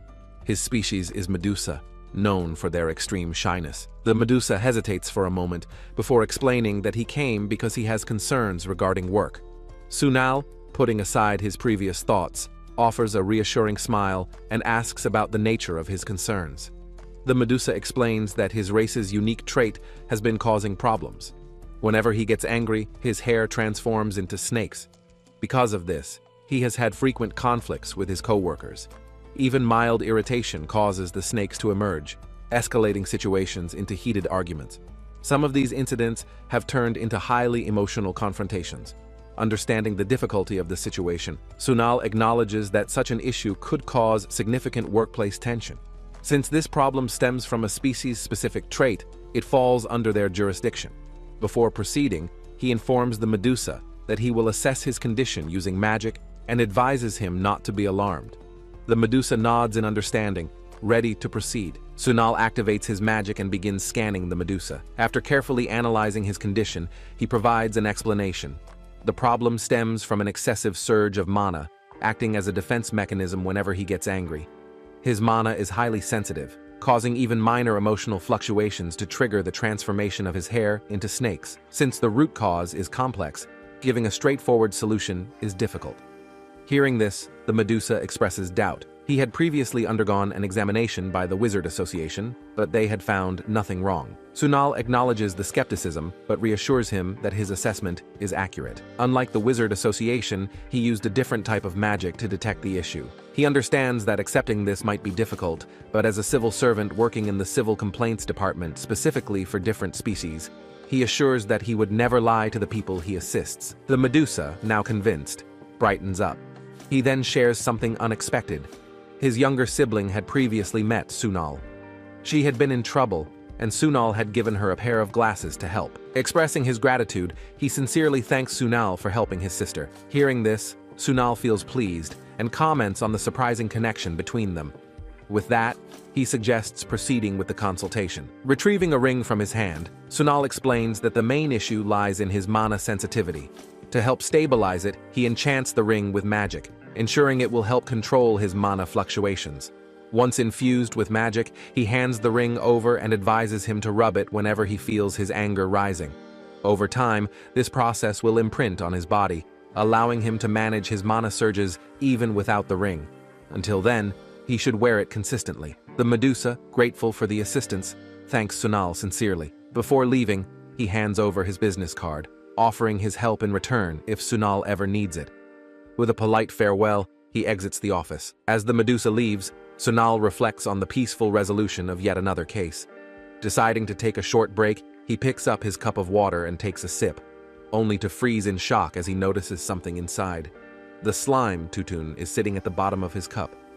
Sunal's eyes narrowed as he glared at Tuntun, frustration evident in his voice as he questioned the slime's presence. But Tuntun, unfazed, casually remarked about the bitterness of the coffee, suggesting that sugar should be added next time.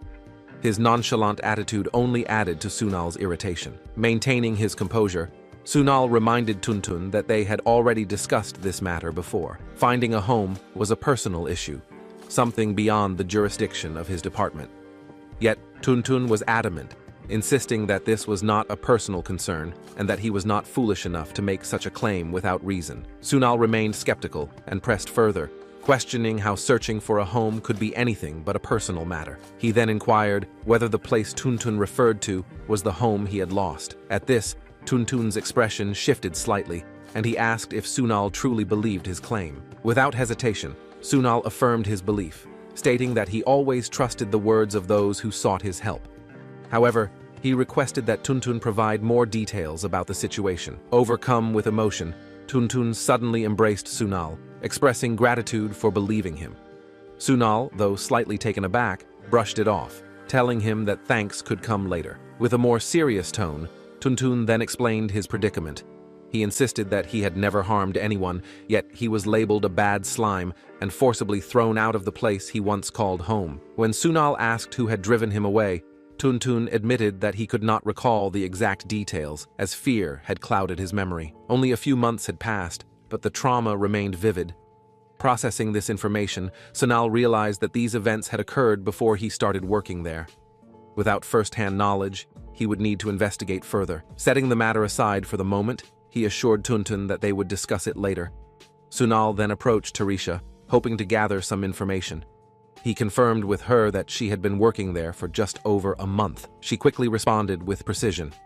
39 days, to be exact. This made Sunal realize that she was unlikely to have any knowledge about the incident. As he mulled over the situation, he casually mentioned that he had encountered a minor crisis that day. Tarisha, however, reacted with visible shock.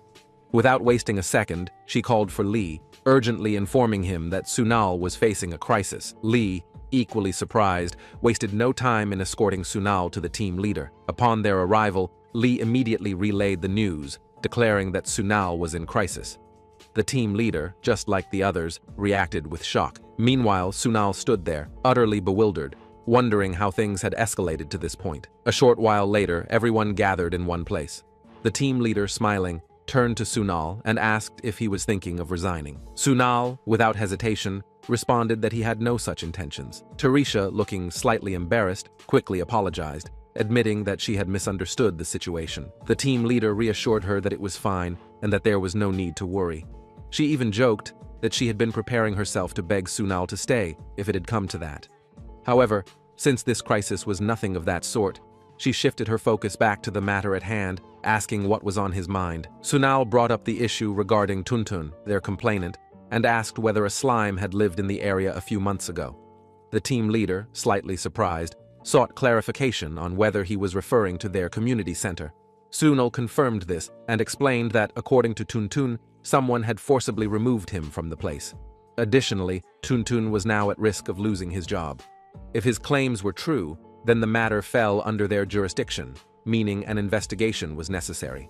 Tarisha, thoughtful for a moment, pointed out that because slimes were often perceived as creatures that could settle anywhere, many were evicted even from the homes they legally owned. However, she admitted that she had not seen any traces of a slime living there. Lee also confirmed that he had no recollection of such an occurrence. Sunal found this troubling. Both Tarisha and Lee had been working there for years. If even they had never noticed anything, then who else could verify Tuntun's claim? Just then, the team leader stood up, suddenly recalling something. She mentioned having heard about a slime living there before, though she was unsure whether it was Tun. She also recalled that someone had indeed kicked out a slime. Promising to look into the matter, she assured Sunal that once the details were clear, they would likely be able to resolve the issue. Hearing this, Sunal felt relieved and thanked her. With that, everyone began returning to their respective tasks. However, before Sunal could leave, the team leader stopped him. She pointed out that even if he resumed sorting through other complaints, his mind would likely still be occupied with Tuntun's issue. Sunal admitted that she was probably right. Pleased with his response, she suggested that he take Tuntun along for some fieldwork. Since there were tasks that needed to be done outside, he could handle those while also helping Tuntun find a new home. Sunal immediately saw through the suggestion and remarked that she was simply adding more work to his plate. The team leader, unfazed, pointed out that it was just 2 additional tasks, which should be an easy job for him. Realizing that he would have to deal with Tuntun's situation sooner or later, Sunal knew he couldn't refuse. Resigned to his fate, he asked where he needed to go. The team leader, satisfied with his cooperation, thanked him and promised to text the details shortly. Soon after, Sunal set out with Tuntun. The slime, visibly excited, assured him that he wouldn't be a burden. Sunal, however, laid down strict rules. Tuntun was not allowed to interfere in any way, nor was he permitted to shapeshift. Tuntun, eager to cooperate, agreed and promised to simply observe from the back. He then curiously asked if Sunal would help him find a new home. Sunal, keeping expectations in check, stated that he would first assess the situation realistically.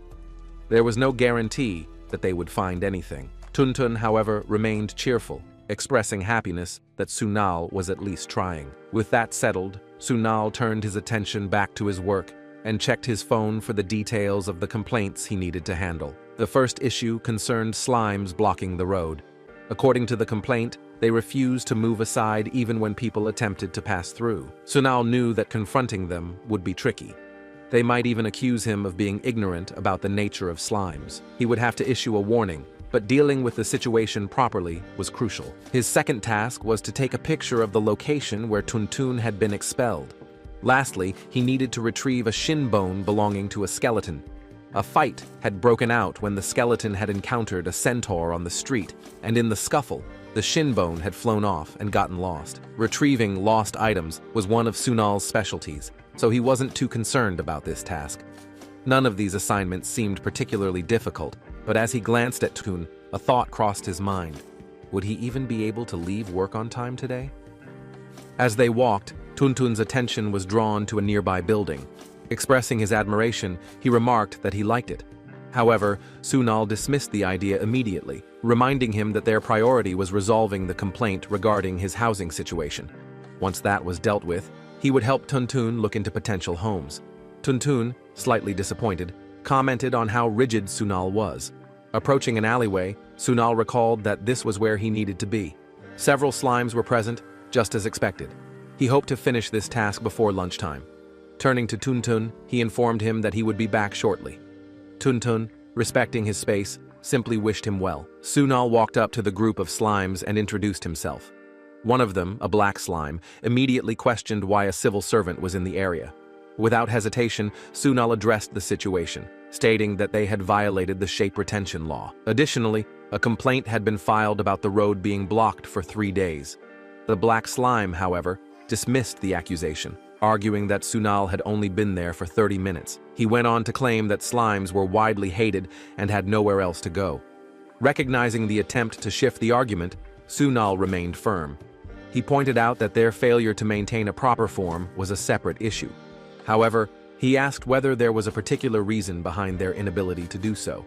The black slime admitted that maintaining a human form was more difficult than it appeared. Rather than arguing further, he suggested having a discussion instead. From behind, Tuntun chimed in, agreeing that shape retention could indeed be frustrating. Sunal, however, remained unmoved. Whether frustrating or not, they had clearly violated the law. If they refused to comply, he would have no choice but to report them to the police. Hearing this, all three slimes panicked. Not wanting the situation to escalate, they quickly transformed into their human forms. Sunal then brought up the specifics of the complaint. According to the report, they had been blocking the road for 3 days. Despite multiple warnings, they had failed to move. Due to this, a minimal background check was required, and he requested their cooperation. The black slime immediately protested, questioning what proof Sunal had that they were the same slimes from the initial complaint. He accused him of treating them unfairly just because they were slimes.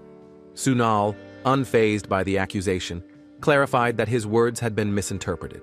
If they wished, he could verify their identities.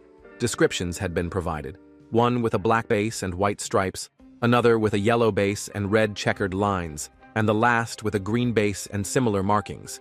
They all matched the descriptions perfectly. Despite this, the black slime continued to argue, claiming that they were being unfairly targeted. Other species, he insisted, did not have to go through such checks. Sunal firmly countered, stating that background checks were conducted on anyone who broke the law, regardless of race. That was the standard protocol. If they had an issue with it, they should not have broken the law in the first place. Still unsatisfied, the black slime bitterly remarked that it was always the same. Slimes were constantly investigated, while other races were overlooked. Sunal responded calmly, but firmly. Even if what they were saying was true, he would have given the same response to any other race in the same situation. He acknowledged that he could never fully understand the discrimination and oppression they had faced. However, if they ever encountered such injustices, they were always welcome to seek assistance from the Civil Affairs Department. That was the very purpose of its existence. Hearing this, the black slime hesitated for a moment before asking if he truly meant it. Sunal assured him that if there were any doubts, they were free to record his words. The black slime, though still skeptical, dismissed the idea of recording. Instead, he decided to comply, stating that he simply wanted to get it over with. He asked if they would be allowed to leave once the background check was completed. Sunal confirmed that they would. With that, the black slime agreed to proceed, offering to go first. From behind, Tun hesitantly asked if he could move a little closer. Without looking back, Sunal refused, telling him to wait there. He then added that after finishing this task, they would go grab a meal. The team leader had given him the department card and specifically instructed him to treat Tun to something delicious. Tun, excited by the idea, pointed toward a nearby rock and asked if he could eat it instead. Given the nature of slimes, they were capable of devouring almost anything. Shaking his head, Sunal pulled him along, reminding him that since they had the card, they should use it properly. Before long, the two arrived at a restaurant and ordered a large amount of food. As the dishes were placed in front of them, Tuntun was visibly surprised by the sheer quantity. Sunal assured him that he could eat as much as he wanted. If it wasn't enough, they would simply order more. Hearing this, Tun happily expressed his gratitude and immediately began eating. Meanwhile, Sunal found himself lost in thought. It had been a long time since he had a proper lunch. More often than not, he ate hurriedly, as if he were constantly being chased. This usually made him feel sick, but today was different. He could finally enjoy his meal in peace, a rare luxury. He wished he could do this every day. As they ate, Tuntun suddenly spoke up, breaking the silence. Curious, Sunal asked what was on his mind. Tuntun hesitated for a moment before expressing a thought that had been lingering. If he couldn't find a proper place to stay, he wouldn't mind settling down here instead.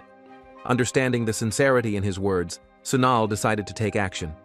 If there was a chance, he would at least ask. Getting up, he approached the restaurant manager and inquired whether a slime could take up residence there. The manager, however, shook his head. Unfortunately, it wasn't possible. The owner of the building was against slimes inhabiting the space, and on top of that, The store's exterior wasn't in the best condition. Apologizing, he expressed regret that he couldn't be of more help. Sunal accepted the response without complaint, thanking the manager for considering his request. Returning to the table, he found Tuntun waiting expectantly. The moment their eyes met, Tuntun asked how it went. Sunal explained the situation. The store manager had declined the request due to multiple reasons. It was unfortunate, but they would have to search elsewhere. Tuntun, though clearly disappointed, took the news in stride. He admitted that he had really liked the place, but was still grateful that Sunal had asked on his behalf. If he had been alone, he doubted he would have even considered asking. Sunal reassured him that it wasn't an issue. Helping others was his job.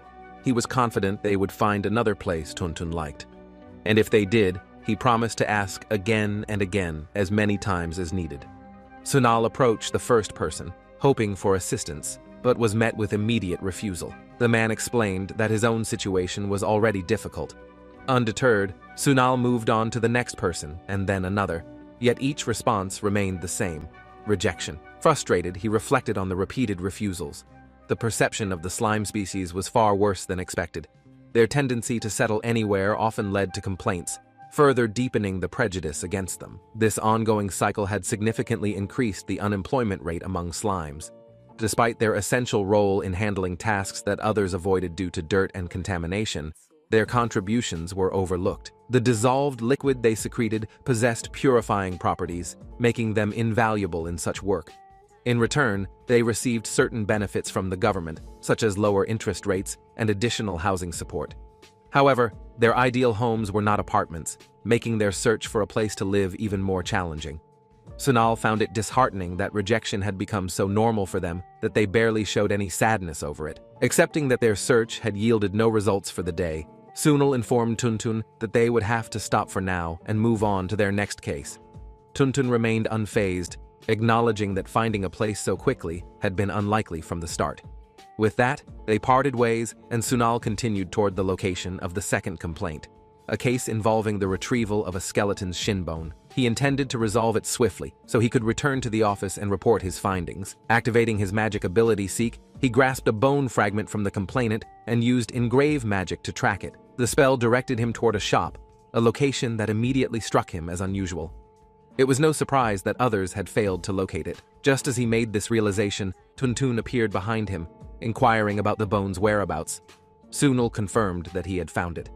At that moment, an unusual sensation washed over him, the unmistakable presence of charm magic. Without hesitation, he sprinted forward, casting wind spread out to extend his detection range. The feeling was strikingly familiar, one he had encountered before. His mind flashed back to a past confrontation with a lizard man who had accused him of interfering with Maeve. The memory solidified his suspicion.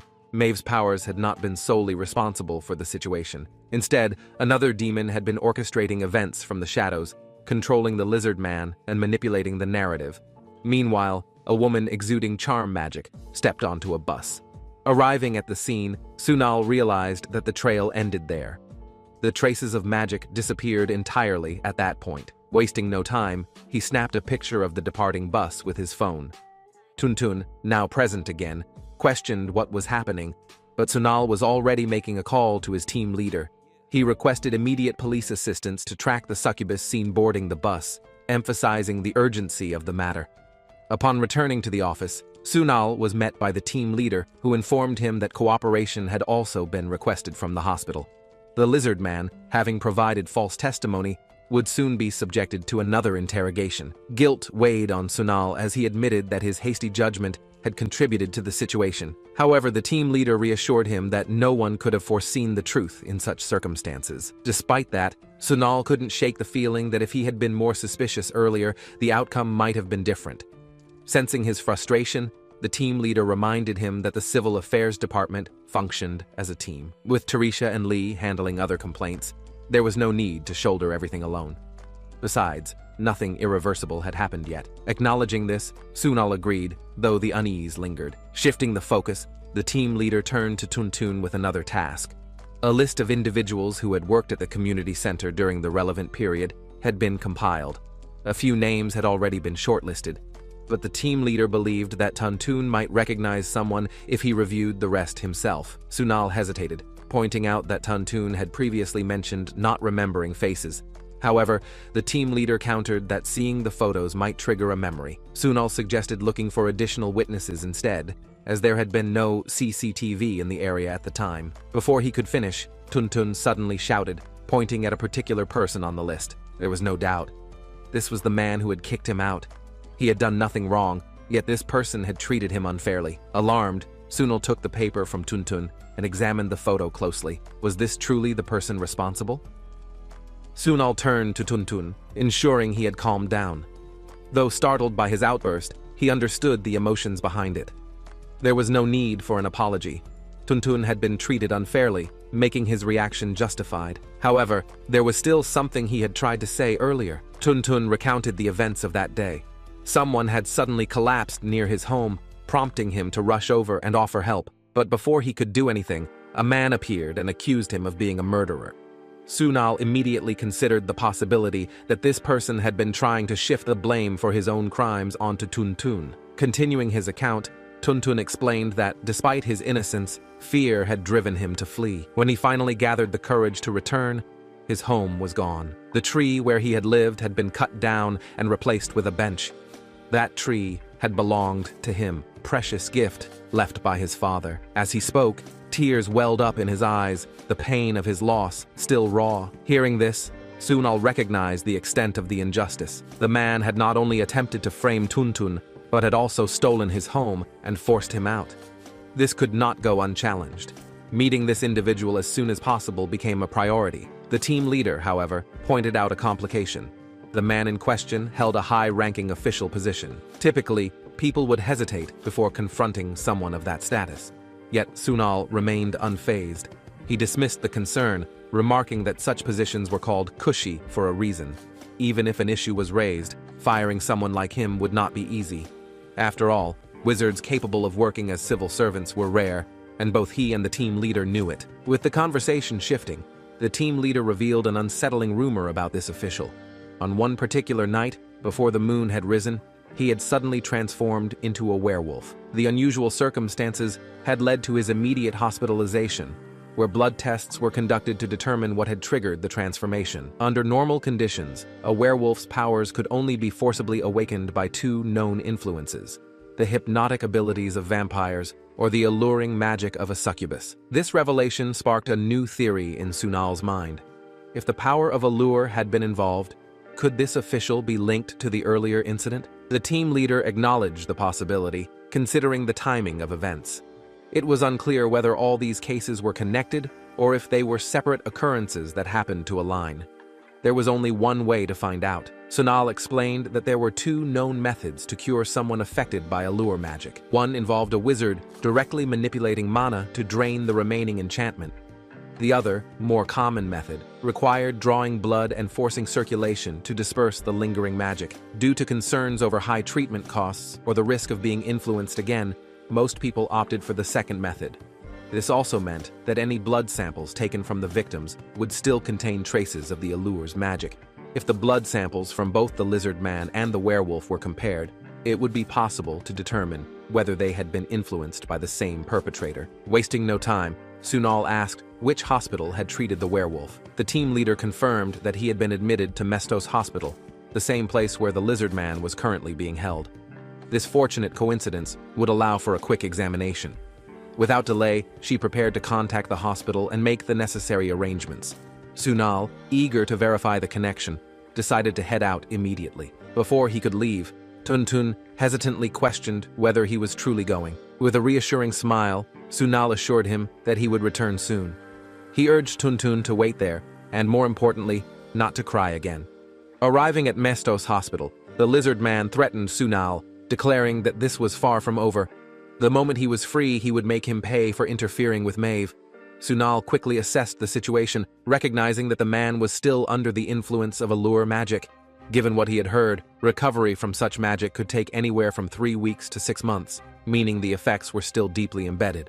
Realizing that direct questioning would be pointless, Sunal decided to take matters into his own hands.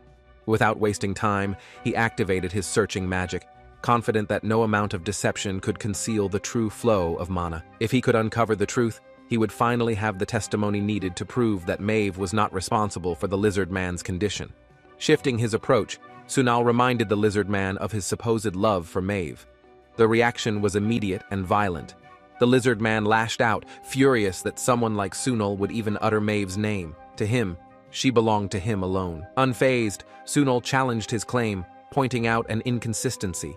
If Maeve truly belonged to him, why had he been in love with someone else from the very beginning? Confusion flickered across the lizard man's face before he dismissed the accusation, demanding to know who Sunal was to question his love. Ignoring his outrage, Sunal calmly pressed further. Was it really his own choice to claim he loved Maeve? Or had his supposed lover instructed him to do so, forcing him to pretend? The lizard man scoffed at the suggestion, reaffirming that his love for Maeve was real. Drawing closer, Sunal's tone turned almost mocking as he pointed out a harsh truth. The lizard man was suffering in confinement, yet the one he had been so devoted to was nowhere in sight. If anything, it appeared as though he had been abandoned. With a sympathetic yet condescending touch, Sunal placed a hand on his shoulder, remarking that perhaps he had not been a good enough lover. There was no need to be too hard on himself. It was simply bad luck. But deep down, he must have known the truth. He had been discarded. A sudden burst of rage erupted from the lizard man. He vehemently denied the accusation, his emotions spiraling out of control. In his fury, he shattered the chains restraining him and lunged at Sunal in a desperate attack. However, before he could reach him, Sunal swiftly responded by conjuring magic chains of his own. The enchanted bindings wrapped around the lizard man's entire body, rendering him immobile and sending him crashing to the floor. With his opponent subdued, Sunal expressed his gratitude for the lizard man's cooperation. His vocal protests had been particularly helpful, as Sunal had managed to record everything on his body cam. With that, he bid him a swift recovery before stepping out of the room. Outside, Dr. Maeve was already waiting. Wasting no time, Sunal asked whether she had seen the text he had sent earlier. Maeve confirmed that she had, though she had initially struggled to believe it. The possibility that the lizard man might not have been connected to her at all had come as a shock. Sunal reassured her that the results had confirmed this. The Civil Affairs Office had recently received the findings, and if she remained skeptical, she was welcome to compare her own blood samples with his to see for herself. Relief washed over Maeve as she processed the news. At the very least, she was no longer burdened by the thought that she had been the cause of this situation. With newfound ease, she shared another important update. The results from the blood comparison between the lizard man and the werewolf had been finalized. The presence of allure magic in both samples was a perfect match. Maeve explained that she had already reported her findings to the police, who had begun their investigation immediately. Sunal pondered the possibility that all the incidents were caused by the same individual. If that were true, then capturing the culprit before more victims emerged became a priority.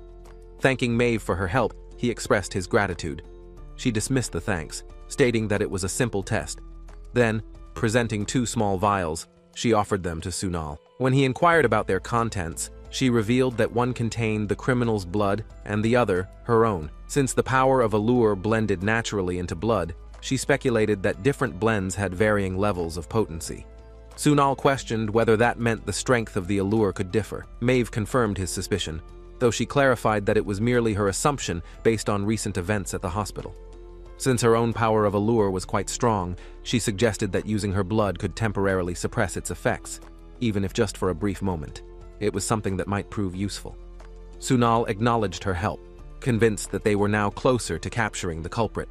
He assured her that he would contact her once the situation was resolved, but had one more question to ask. Maeve encouraged him to go ahead. By evening, police officers had gathered near the roadside, while Sunal observed the surroundings from atop a building. According to the investigation, the culprit was not at home, but they couldn't have escaped far. Activating his imprinting magic on the vial, he traced the imprinted mana and then leaped from the rooftop, landing smoothly on the ground. Surveying the area, he realized that the culprit had taken control of the entire building. The power radiating from it was overwhelming, posing a risk even to officers wearing protective gear. Before proceeding, he decided to send the location, assess the situation, and then signal for the arrest. Upon entering the building, he found a woman seated at the center of the room, Nella. Surrounding her were several others, their presence reinforcing the unnatural atmosphere. She regarded Sunal with curiosity, questioning his presence and noting that she had never summoned him. The sight unsettled him. The extent of her influence was beyond what he had expected, and her reckless use of power made the situation even more dangerous. Amused, Nella admired Sunal's appearance, openly expressing her interest in him. To her, he was exactly her type. Ignoring her advances, Sunal introduced himself and declared that his investigation confirmed her as the cause behind the recent incidents involving the power of allure. He demanded that she cease her actions and come with him. Instead of taking him seriously, Nella laughed, teasingly suggesting that he was asking her on a date. She had no interest in such things, especially from someone who did not obey her. As she spoke, she deliberately knocked over her drink onto the floor and instructed those around her to move. Immediately, every single person in the room dropped to the ground and began licking the spilled liquid like obedient dogs. Turning back to Sunal, she smirked and asked if he wanted to be her dog as well. She even promised to treat him better than the others. Sunal observed the bizarre display, realizing that she was intoxicated by her own power. It was unnatural. Could it be mana overload? The situation was more dire than he had anticipated. Mana overload, a phenomenon where an individual loses control over their power, was still not fully understood. The cause remained unidentified due to its diverse symptoms. But when such an overload occurred, the priority was always to subdue it before it caused irreversible damage. Sunal considered the situation carefully. Those who had fallen under the influence of allure followed commands with absolute loyalty. If they weren't handled properly, they could easily be taken hostage. Persuasion was the safest option, and it had to be attempted before resorting to force. With this in mind, he addressed Nella, warning her of the danger she was in. If she continued using her powers recklessly, the consequences could be even more disastrous. He urged her to stop, not just for her own sake, but for the well-being of those around her. However, Nella only found his words amusing. Despite him knowing her name, she saw no reason to care about the people she controlled. To her, they were acting out of love, willingly submitting to her influence, and she was simply allowing it to happen. As expected, persuasion was proving ineffective. Sunal realized that words alone wouldn't be enough. Left with no alternative, he decided to incapacitate them instead. Retrieving a small vial, he infused it with magic, declaring that all those imprinted with mana would now be bound to it. The sudden display of magic caught Nella off guard. Shocked by his abilities, she quickly identified him as a wizard. Without hesitation, she commanded her followers to eliminate him. Just then, a vial slipped from Sunal's grasp, and an unsettling sensation surged through his body. It had been a long time since the effects had reached such an extreme, and now the cycle's flow had become uncontrollable. Determined to end the confrontation, Sunal activated his magic. With a commanding presence, he cast a powerful spell, ordering everyone to entangle and fall to the ground. Instantly, those under Nella's influence collapsed, unable to resist his magic. A wave of pain shot through Nella's body as she struggled to comprehend what had just happened. Her movements were completely restricted, and the sensation of lying on the dirty floor filled her with rage. Frustration built within her as she demanded that her followers rise and protect her. But no one could move. Sunal calmly observed the scene, making it clear that their struggle was futile. Without his permission, none of them would be able to move. Nella struggled to comprehend what was happening. The idea that a mere wizard could suppress her allure seemed impossible. This level of magic had to be beyond ordinary. As she scanned the room, her eyes landed on a stick held by one of her enthralled followers. A sudden realization struck her, and a smirk crossed her lips. She still had one final move. If she couldn't fight or escape, she would bring everything to an end right here. With a surge of power, she activated her ability, causing the magic stick to glow intensely. A powerful explosion erupted, engulfing the room in a blinding flash of light. As the chaos unfolded, she let out a laugh, fully embracing the destruction. If she was going down, she would take everyone with her. But as the smoke cleared, a figure emerged from the wreckage. Sunal, completely unharmed. Seeing him step forward unscathed sent a jolt of shock through Nella. He calmly reminded her that recklessly using magic in such a manner was illegal, especially a spell of such dangerous magnitude. If he hadn't been there, she truly would have died in her own explosion. Confusion filled her eyes as she demanded to know how he had survived. Sunal didn't hesitate to answer. Everything she was clinging to was nothing more than an illusion. He urged her to return to her senses and release those under her control. But instead of reasoning with him, Nella screamed in defiance. She refused to stop. For too long, this cursed country had suppressed her kind, deceiving them into believing their power was dangerous. She wasn't about to surrender now. Sunal countered her argument with a harsh truth. The warnings she had dismissed weren't lies. If she continued to push her power beyond its limits, her mana would twist beyond repair. If that happened, she would not only lose her abilities forever but could even end up losing her life. But she refused to listen. Blinded by rage, she snapped back, rejecting his warnings outright. Sunal observed her carefully. She was completely lost to her own power, her allure radiating uncontrollably even in this state. There was only one way to suppress her rampage. Without wasting another moment, he activated his engraved mana magic, channeling it into the vial. As the spell took effect, a powerful seal manifested before him, pulling Nella's overwhelming energy into the small container. With most of her alluring power now sealed away, Sunal informed her of what had happened. He had left her with only a minimal amount of her abilities. With enough effort, she might be able to regain her former strength someday, but how long that would take was uncertain. Fury overtook her as she lashed out in frustration. The magic he had used should not have been possible. No known spell in this world was capable of doing what he had just done. Sunal pondered her reaction, muttering to himself, "A monster." Was that what people always called anything different from the norm? He had already sent a signal, and the police would arrive soon. But before they did, there was one more thing he needed to ask her. He brought up the slime that had been near the community center. When she had used her powers on a werewolf civil servant, she had left a victim behind, one who had been unfairly evicted and lost their home. That victim had been none other than the very slime she had disregarded. But Nella scoffed at the mention of such a trivial matter. She saw no reason to waste time discussing a mere slime. All she cared about was regaining her powers. She demanded that everything be restored to the way it was. At that moment, the police finally arrived. As Sunal turned to leave, his thoughts lingered on her final words. A mere slime. Was that all it had been to her? With so many victims, it wasn't surprising that she couldn't remember them all. To her, everything had been nothing more than a game, an experiment to test the limits of her abilities, to satisfy her curiosity. The damage she caused had never once mattered.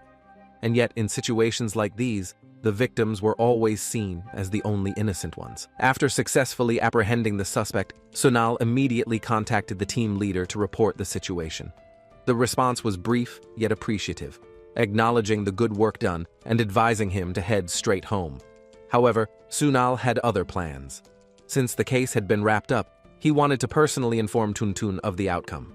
Instead of going home, he decided to return to the office. The team leader, though understanding, pointed out a crucial detail. Did he even realize what time it was? Checking the time, Sunal was taken aback. He hadn't noticed how late it had gotten. With a light-hearted tone, the team leader urged him to hurry back, assuring him that she would order something delicious and wait with Tun. Later, inside the office, the table was filled with a variety of food. The atmosphere was warm and celebratory. Seeing the spread, Tuntun beamed with joy, remarking that it felt like a party. The team leader encouraged him to eat to his heart's content, declaring it a happy occasion. After all, his home had been rightfully returned to him. Hearing those words, Tuntun hesitated for a moment before asking if it was truly his again. Sunal reassured him. The culprit had been caught, and after reviewing the documents, they had confirmed that the land in front of the community center, about 3 pyong in size, was officially under his name. The team leader had even found the necessary ownership records, meaning the process would be finalized soon. Overcome with emotion, Tuntun expressed his heartfelt gratitude. No one had believed him before, but Sunal and the team leader had. Meeting them had been a stroke of fortune, and as he spoke, tears of happiness welled up in his eyes. Sunal then mentioned the next steps. Soon, the chair that had been occupying the space would be removed, and new trees would be planted. Since the center was responsible for the issue, all costs would be covered. If Tuntun had a preference, they would even plant a tree of his choice. After a brief moment of thought, Tuntun shared that he liked flowering trees. Then, out of curiosity, he turned the question back to Sunal, asking what kind of flowers he preferred. Without much hesitation, Sunal revealed his fondness for red plum blossoms. Hearing this, Tuntun made a quick decision. He would plant red plum blossoms as well. Sunal, slightly surprised, questioned why he would choose something based on his preference. The team leader, watching the exchange, responded with a simple truth. If Tuntun liked it, Wasn't that reason enough? With that settled, the decision was made. Red plum blossoms would be planted. To mark the moment, the team leader suggested a toast. As glasses were raised and drinks clinked together, the night ended on a warm note. Surrounded by good company and a well-earned meal, they enjoyed the celebration of a hard-fought victory. As the party came to an end, Tun fell asleep right where he was. Meanwhile, Sunal turned to the team leader, confirming his suspicions. It was indeed a mana overload incident. The team leader immediately understood that he was referring to Nella. By the time they had arrived, she had already lost control of her mana. The others had lost consciousness due to the uncontrolled use of her alluring power.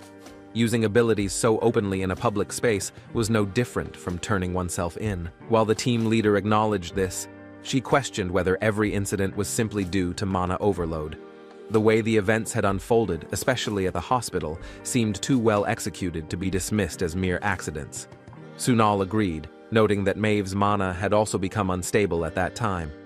The manner in which her alluring power had spread, especially through the use of the lizard man, had made things too convenient. It felt as though someone else was involved, making him more determined to investigate the incident further. The team leader shared the same unease. She assured him that any new information would be relayed to him. Thanks to his significant contribution, they now had a valid reason to be involved in the case. Jokingly, she remarked that if they continued solving cases like this, a promotion wouldn't be far off. Sunal, however, remained skeptical. He hadn't been in the department for long and doubted whether such progress was possible. The team leader, laughing, reminded him that as his superior, she had confidence in his abilities. Rising through the ranks quickly would ensure that no one could treat him carelessly. Deep in thought, Sunal reflected on his career. Currently ranked at the 9th grade in the 12-level hierarchy, he had been a public servant for a total of 4 years, including his previous job. Typically, reaching this stage took around 15 years, proving just how hard he had worked. However, he no longer felt the urgency to climb the ranks any faster. Interrupting his thoughts, he informed the team leader that Maeve's results had arrived. She asked what results he was referring to, and he explained that he had asked Maeve to look into the werewolf case from the twins incident. Since the power of allure had been involved there as well, he wanted to confirm if the cases were connected. Fortunately, Maeve's findings suggested that it was a separate incident. Maeve's message further revealed that the 2 blood samples she had tested were incomplete. The team leader, hearing this, was surprised that Sunal had already suspected as much. Another message from Maeve followed, requesting Sunal to visit the hospital the next day for further examination. With the case wrapping up for the day, the team leader told Sunal he could go home, as the cleanup was nearly complete. He asked if she was leaving as well, but she had a few more tasks to handle. With their department constantly short-handed, Lee and Tarisha had already worked overtime for 3 consecutive days and had just gotten off early that day. She hoped that new applicants would join the Civil Affairs Department soon. Stepping out of the office, Sunal pondered over the workload. The Civil Affairs Department was particularly short-staffed, and given the nature of the job, personal capability was just as important as numbers. As he walked home, he allowed himself to focus on the immediate future. For now, all he needed was a warm bath and some rest. The report could wait until the morning when he returned to work. His neighborhood was usually a little noisy, but the commotion would die down soon enough. Or at least, that was what he thought. Until he realized that this time, nothing was settling down. The next morning at the office, a frustrated man raised his voice at Sunal, insisting that nothing unusual had happened. He claimed to be a deep sleeper, unaffected even by the loud stomping of his upstairs neighbors. Yet, something about the recent noises from the construction site felt different. Sunal, maintaining his composure, sprayed the man with a calming mist and remarked on his enviable ability to sleep through disturbances. The man, slightly calmer now, expressed his suspicions. The noise levels were too extreme for a simple apartment construction. There had to be an accident inside the site. Reflecting on the situation, Sunal regretted not checking the site when he had the chance. This was already the 39th complaint about the same issue. Judging by Lee and Tarisha's reactions, they seemed to share his concerns. The man continued explaining his frustration. The construction noise had been a nuisance for a while, prompting him to confront the workers about it. One of them had responded with a dismissive remark, implying that he was just being overly sensitive because he was a centaur. The worker's tone and gaze had been laced with prejudice. Hearing this, Sunal immediately recognized the discrimination. the man pleaded for action, claiming to have proof of illegal construction. Sunal, intrigued, asked for clarification. Taking out his phone, the man played a video showing unauthorized nighttime construction. The workers had kept the lights dim to avoid detection. The recording also captured their voices, dismissing complaints as overreactions and making further discriminatory comments about centaurs. Sunal knew the matter needed to be addressed. He handed over a complaint form and provided an address where the man could send the evidence. A short while later, Lee, looking concerned, observed how everyone seemed to be filing the same complaint. The team leader, reviewing the paperwork, noted that all the complaints were identical. Tarisha confirmed that nearly all submissions followed the same pattern. The team leader found it odd for so many complaints to align so perfectly. She then turned to Sunal, recalling that the construction site was near his house. She asked if anything unusual had happened the night before. Sunal admitted that there had been a loud noise near his home, but he had been too exhausted to investigate. After hearing the sound, he had gone straight home, taken a shower, and collapsed onto his couch. His casual response surprised the others. He reasoned that since the noise had died down quickly, it hadn't seemed urgent. Lee, shifting the discussion, expressed concern about handling the complaint. The construction company in question was a subsidiary of Hanul, the largest corporation in the country. He feared that taking action might lead to trouble. The team leader, amused, teased him about being scared. Lee didn't deny it, admitting that as a low-ranking civil servant, he had reasons to be cautious. She then turned to Tarisha, asking if she was intimidated by big corporations as well. Tarisha dismissed the idea without hesitation. No matter how large, a corporation was still just a corporation. In fact, resolving this issue would be more troublesome for Hanul than for them. A weakness in one major company could always become an opportunity for another. Pleased with her response, the team leader praised her sharp thinking. Turning back to Lee, she assured him that there was no need to be afraid anymore. Lee, wary of what was coming next, quickly pointed out that he had no intention of handling the case himself. The team leader, smiling, acknowledged that the scale of the issue required a particularly brave individual for the task. Relieved, Lee assumed he was off the hook, until she added that Sunal would be accompanying the assigned investigator. Both Sunal and Lee froze in shock at the unexpected decision. Sunal and Lee sat inside the car, preparing for their assignment. As the vehicle moved, Sunal reflected on the nature of teamwork in the Civil Complaints Department. The words of the team leader echoed in his mind. Since he had yet to collaborate with anyone since his transfer, this was the perfect opportunity to understand different work styles and pick up useful skills. He had questioned whether two people were truly necessary for such a task, especially given the ongoing manpower shortage. However, the team leader had insisted that this particular assignment required two individuals. Sunal had a tendency to get hot-headed, and Lee's cautious nature would help keep things in check. Thinking back to that conversation, Sunal sighed. He had wanted to stay in the office for a while, yet here he was, assigned to another field job. Lee, noticing his expression, asked whether he disliked working in teams. Sunal denied it, explaining that he had worked in teams quite frequently before his transfer. Relieved, Lee admitted that he had been worried about making things uncomfortable. Curious, Sunal turned the question back on him, asking if he personally disliked him. Lee, startled, quickly denied any such feelings. In fact, he referred to Sunal as the savior of the civil complaints team. Sunal, unconvinced, reminded him of their first meeting. Back then, Lee had seemed distant. When Sunal had joined the department, he had wanted to show gratitude to his colleagues, offering them drinks. However, when he had approached Lee, the response had been cold.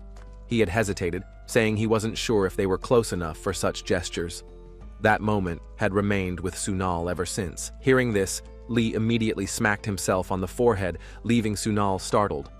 Apologizing sincerely, Lee admitted his mistake. What he had truly meant at that time was whether it was okay for him to accept the drink, despite not knowing Sunal well. As a goblin, his species had a strong sense of closeness and placed great importance on human relationships. Even the simplest act of goodwill could make him overthink, wondering whether the gesture implied friendship, and if so, whether they were already close. It was an instinctive reaction, and in his attempt to suppress it, he had ended up saying something strange. Now, understanding the situation, Sunal acknowledged his explanation. He had always felt that his social life was merely an extension of his work, and it was usually the sincere ones who ended up getting hurt. Goblins, he knew, considered even a simple greeting as a sign of friendship. For someone like Lee, it must have been difficult to navigate workplace relationships. Wanting to ease the tension, Sunal assured him that he would try to keep their interactions at just the right level. If it ever became overwhelming, he would set boundaries for both of them. But Lee couldn't blame him later for doing so. Grateful, Lee thanked him for his understanding. Now that they finally had the chance to collaborate, Sunal offered to answer any questions. Lee had always been curious about one thing. What department had Sunal worked in before transferring? He had heard that Sunal had been reassigned, but had never known the details. Sunal was about to answer when something suddenly appeared in front of their car. Alarmed, Lee asked the driver what was happening. The driver explained that someone had jumped in front of the vehicle. Without hesitation, Sunal stepped out. A man lay on the ground, having fallen over in surprise. The man reassured him that he was fine, explaining that he had been chasing a suspect and had momentarily lost awareness of his surroundings. Glancing at the man's ID, Sunal recognized the name of the Special Operations Division, a name that brought back old memories. He asked if the chase was still ongoing, to which the man gestured toward the direction where the suspect had fled. However, the trail had already been lost. Without wasting any time, Sunal summoned his magic chains, capturing the suspect instantly. The sight left the special agent in shock. Without any display of effort, Sunal handed the suspect over and suggested that the agent take him away. This could be considered a collaboration between the Civil Complaints Department and Special Operations. He also gave some advice. Next time, the agent should be more careful when running into the road and should remember to hide his employee ID when chasing criminals. With that, Sunal turned and headed back towards the car. Impressed, the agent called out, asking for his name. In response, Sunal simply showed his ID card before giving a casual remark. If the agent got scolded for the incident, he could use Sunal's name instead. His own superiors would likely direct their frustration at him instead. Without waiting for a response, he got back into the car. Lee, settling in beside him, asked if the situation had been resolved. Sunal confirmed that the agent had been too focused on the chase to notice the car. Relieved, Lee admitted that running into the Special Operations Division had been unexpected. While their department occasionally collaborated with special forces, he advised Sunal to avoid taking requests from them whenever possible. When asked why, he explained that unlike the Civil Complaints team, Special Operations handled serious crimes, some of which could be dangerous. Their resolution methods also differed significantly, making cooperation difficult. Hearing this, Sunal smirked. He was already well aware of that fact. Finally answering Lee's earlier question, he revealed that his previous job had been in the Special Operations Division. The revelation left Lee completely stunned. Meanwhile, at another location, the special agent who had encountered Sunal, Manhwa, was approached by his superior, Sunbae. Curious, Sunbae asked whether he had caught the suspect. Manhwa admitted that he had almost lost the chase, but a passing civil complaints officer had helped him secure the capture. The response left Sunbae bewildered. A civil complaints officer? Laughing, Manhwa confirmed it. The officer had introduced himself as Sunal.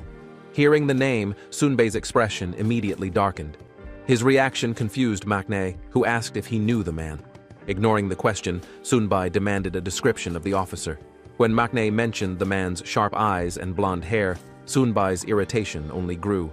Now everything made sense. Sunal had vanished from sight because he had transferred to a place completely unfit for someone like him. Manhwa, still puzzled, asked why Sunbae referred to him in such a hostile manner. From what he had seen, Sunal had been extremely capable, catching the suspect with ease. Sunbae scoffed at the remark. There was a reason he spoke of Sunal with such disdain. That man wasn't just an officer. He had once been an elite agent of the Special Operations Division. The Special Task Force Division, commonly known as the Special Task Force Department, is the only department with the title Special, including the Civil Affairs Division. While the Civil Affairs Division focuses on consulting and resolving conflicts among different species, the Special Task Force Division handles serious crimes that contribute to such conflicts. Lee reflects on this information, realizing that Sunal was once part of that department. The thought unsettles him. He had been casually talking without knowing Sunal's background. He wonders if his words might have come across as criticism of Sunal's former department, making him feel uncomfortable. As soon as they step out of the car, Lee approaches Sunal and apologizes if anything he said earlier was offensive. He admits that he had intended to be careful with his words, but may have failed.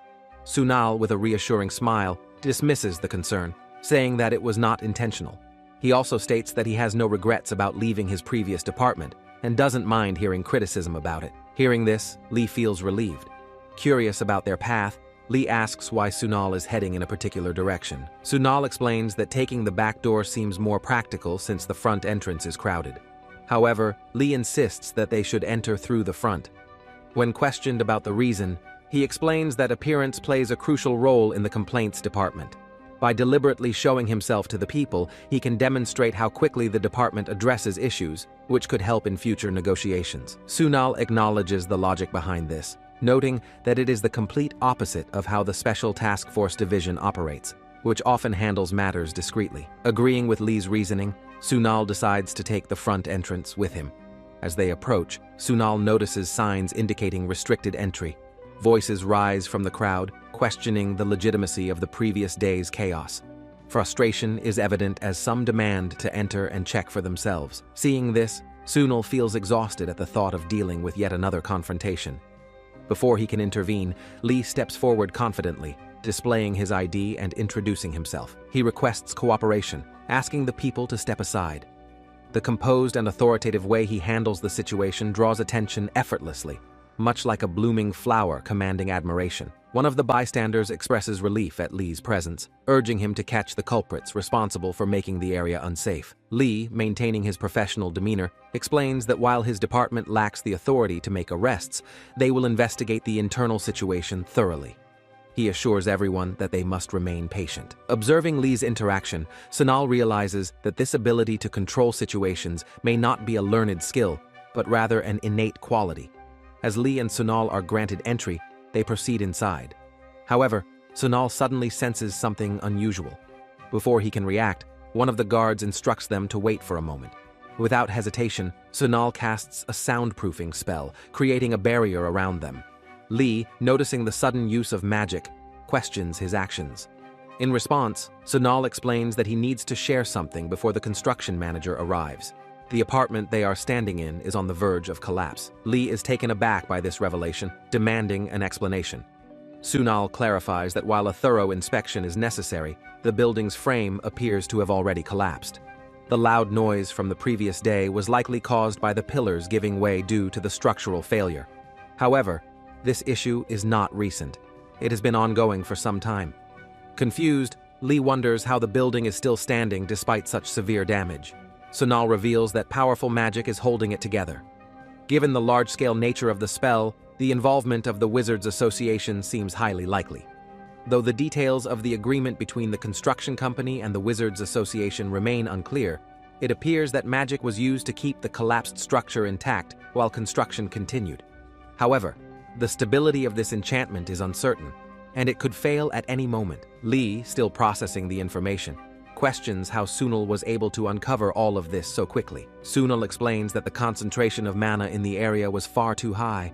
The presence of such an intense magical aura in an ordinary apartment was suspicious from the beginning. Once inside, he noticed traces of magic on some of the pillars, leading him to deduce the situation. Hearing this, Lee reflects on how frequently wizards are mentioned in conversations. Sunal's ability to detect things that ordinary people would never notice is impressive. But more than that, there is something undeniably special about him. Sunal then speculates that their team leader had likely anticipated all of this, which is why they were sent together on this assignment. Given the circumstances, it would not be surprising if their superior had foreseen the situation unfolding in this manner. Considering their next move, Lee suggests discussing the matter with the construction manager. However, Sunal disagrees. He believes they should go directly to the head office. If they raise concerns about the building's collapse here, those involved will simply deny everything. Additionally, although they know the structure is unstable, they cannot simply dispel the magic holding it together. Given the complexity of the situation, seeking a resolution at the head office is the best course of action. At that moment, Sunal turns to glance behind him. The awaited individual has finally arrived. A figure steps forward. Sindel, the general manager of the construction site. His skeletal form makes his species immediately identifiable, and his unique characteristic is evident. He expresses emotions through the smoke in his eye sockets. Introducing himself formally, he presents his business card. Examining the card, Sunal wonders if Sindel has come directly from headquarters. However, an uneasy feeling creeps in, signaling that something is off. Sindel wastes no time addressing the situation. He mentions having heard about a minor misunderstanding regarding an internal issue. The way he speaks, casual and unbothered, raises immediate suspicion. Despite being informed that a civil servant is present, he walks in at a leisurely pace. Observing Sindel's demeanor, Sunal deduces that he intends to cover up the incident. Realizing that there is no point in expecting honesty from him, Sunal addresses him directly, making a pointed remark about how even managers seem to disregard safety regulations these days. Lee is startled by Sunal's statement, but before he can react, Sindel responds nonchalantly. He claims that he had merely stepped out for a moment, which is why he hadn't put on his safety gear. Sunal, maintaining a calm demeanor, acknowledges the excuse with a smile. Without dwelling on the matter, he introduces himself and Lee as members of the Interspecies Complaint Resolution Special Division. They had received a report about interspecies discrimination occurring at the site and were there to investigate. Sindel immediately dismisses the accusation as absurd, asserting that no one follows the interspecies anti-discrimination law better than they do. He insists that once they take a proper look around, they will see that the allegations are baseless. Unfazed, Sunal states that if that is indeed the case, the investigation will be much easier. However, since they have already identified more than 4 individuals involved in discriminatory actions and have solid evidence, a full inquiry must be conducted. He requests that Sindel gather the responsible parties, submit CCTV footage, and arrange for interviews with other employees. Hearing these demands, Sindel expresses his skepticism. The more he listens, the more unreasonable the request sounds to him. He questions why he should comply so easily with their instructions. Observing Sindel's dismissive attitude, Sunal recognizes his condescending approach. Sindel then suggests handling the matter quietly, implying that avoiding unnecessary attention would be beneficial for everyone involved. Realizing the intent behind Sindel's words, Sunal immediately picks up on what is happening. His tone shifts as he makes an offhand remark, which causes Sindel to demand clarification. Before the situation escalates, Lee steps in, attempting to smooth things over. He downplays Sunal's remark, suggesting that as public officials they should maintain their composure and act professionally. Sunal, however, is unmoved. Patience is not his strong suit, and he makes that clear. He points out that Sindel's presence at the construction site is unusual for someone from headquarters. His authoritative behavior over the staff suggests something obvious. He has been demoted. Sindel's demeanor changes instantly as anger flares in his expression. He demands to know what Sunal just said. But before he can react further, Lee quickly apologizes on Sunal's behalf, trying to diffuse the tension. Sunal, unimpressed, questions why Lee is apologizing when Sindel was the one being rude first. A moment later, Sindel concedes that his own words may not have been polite, but he warns them against probing too deeply into the matter. He implies that handling internal issues discreetly would be in their best interest. Sunal immediately catches on to what Sindel is suggesting. His tone remains light, but his words make it clear. Sindel is refusing to cooperate with the investigation. Turning to Lee, Sunal states that they will have to take a more direct approach. This time, Lee fully agrees. Without hesitation, he decides to inform their team leader that they will be heading straight to headquarters. Hearing this, Sindel's reaction shifts from irritation to alarm. The mention of headquarters unsettles him. Sunal, seizing the moment, reminds him that the Interspecies Complaint Resolution Special Division has investigative authority. As such, all citizens are legally required to cooperate. Their request was not a mere suggestion, it was a formal obligation. Since Sindel has chosen to be uncooperative, they have no choice but to obtain official authorization from headquarters. As the weight of the situation sinks in, Sindel begins to panic. As Lee contacts the team leader to inform them of the situation, Sunal silently contemplates his next move. Before heading to headquarters, there is something he needs to take care of. Informing Lee that he will be right back, Sunal steps outside. His thoughts focus on the likelihood that Sindel will attempt to tamper with the CCTV footage once they leave. Securing it beforehand is essential. With this in mind, he casts Fade away, turning himself invisible. Scanning the area, his eyes settle on a specific room. It must be the CCTV security room.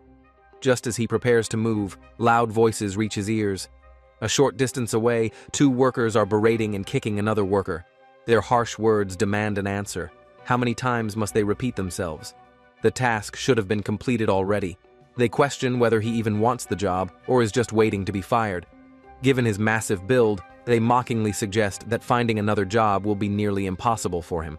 The worker, enduring the abuse, quietly responds that he will do better. Watching from the shadows, Sunal takes note of the surrounding workers. No one steps in. Their silence indicates that this kind of treatment might be common here. If such harassment is tolerated, merely interfering now will not resolve the root of the problem. Changing the system is the only way to ensure it does not continue. Although he chooses not to intervene directly, the sight of such cruelty does not sit well with him. A moment later, he casts Rise Wind. A sudden gust lifts the two aggressors off the ground, hurling them several meters away. With the situation momentarily handled, Sunal resumes his original task. Entering the CCTV room, he notices that the workers inside had fled in response to the unexpected wind. Though unintended, their departure makes his job easier. Activating his search magic, he quickly assesses the security enchantments in place. The so-called security magic is laughable. The structure is weak, and the magic circle is an utter mess. Though disrupting it would be simple, that is not his intention. Instead, he casts Seal the Magic Circle, placing a powerful lock on the footage storage. With the spell complete, he quietly affirms that only his touch can undo the seal. Reflecting on his past as Rhinal, he recalls how this was merely a basic locking spell. However, people here fail to recognize its significance, resulting in its rare use.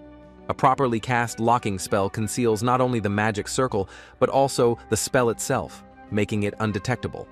For any skilled wizard, this was fundamental knowledge. Now the CCTV footage is entirely inaccessible to anyone but him. At that moment, Lee approaches, questioning where Sunal had gone and whether he had encountered any trouble. Sunal, with a casual smile, reassures him. He had only made a brief stop at the CCTV room, anticipating an attempt to tamper with the footage. To prevent that, he ensured it was securely locked away. Shifting the conversation, he inquires about the team leader's response. Lee confirms that, as expected, they are heading straight to headquarters. A taxi is already on its way, so they can leave immediately. Satisfied with the plan, Sunal agrees. Without any further delay, they move out. Lee and Sunal arrive at Hanul Construction's headquarters, where they witness a commotion at the entrance. A man is desperately pleading with the guards, insisting that he only needs a moment to speak with someone inside. As Sunal observes the situation, recognition dawns on him. This is the same Medusa-like man who had approached him just a few days prior. Lee, noticing the situation, speculates that there might be trouble here as well. He wonders if they are investigating the same case. However, as he glances to his side, he realizes that Sunal is no longer there. Instead, Sunal has already approached the guards, flashing his ID and inquiring about the issue. The guards, recognizing him as a government official, explain that the man has been persistently trying to gain access despite being repeatedly denied entry. Understanding the situation, Sunal calmly offers to take responsibility for the man. The guards, relieved, express their gratitude, while the green-haired man quickly refuses to leave. Sunal then pulls him aside for a conversation. The man immediately asks if Sunal is investigating Hanul Construction for the same case. Sunal confirms, explaining that he had just been at the construction site looking into the loud noise from the previous night. However, one of the site officials, Sindel, refused to cooperate, leading him to escalate the matter to headquarters. The man, in turn, reveals that he had also attempted to interview people regarding Sindel's actions, but was met with complete resistance. Sunal, now more curious, inquires about Sindel's actions. The man explains that Sindel has been discriminating against interspecies workers, deliberately creating divisions among them. He used scapegoats, assigning the most grueling tasks to them, with giant species workers suffering the most. Those who attempted to quit faced threats, as Sindel misused Hanul's name to instill fear and shift the blame. By exploiting the system, he worked his employees to exhaustion, significantly increasing construction efficiency and completing projects ahead of schedule. However, the rapid progress came at a cost. There was no way the buildings constructed under such conditions could be structurally sound. The loud noise from the previous night was likely the direct result of his reckless practices. Listening carefully, Sunal acknowledges the man's sharp observational skills. While Sunal had sensed the irregularities through mana detection, this journalist had uncovered everything purely through effort and investigation. It had been a long time since he had encountered someone so competent. Grateful for the valuable insight, Sunal thanks him for the information. The man, though appreciative, admits his frustration. He wishes he could do more, but understands that his role is limited for now. With no choice but to wait on the sidelines, he expresses his faith in the Complaint Resolution Division, trusting them to see the case through. Lee and Sunal step into the vice president's office, where they are immediately invited inside. The vice president acknowledges their arrival, mentioning that he had been expecting them after receiving a call from their team leader.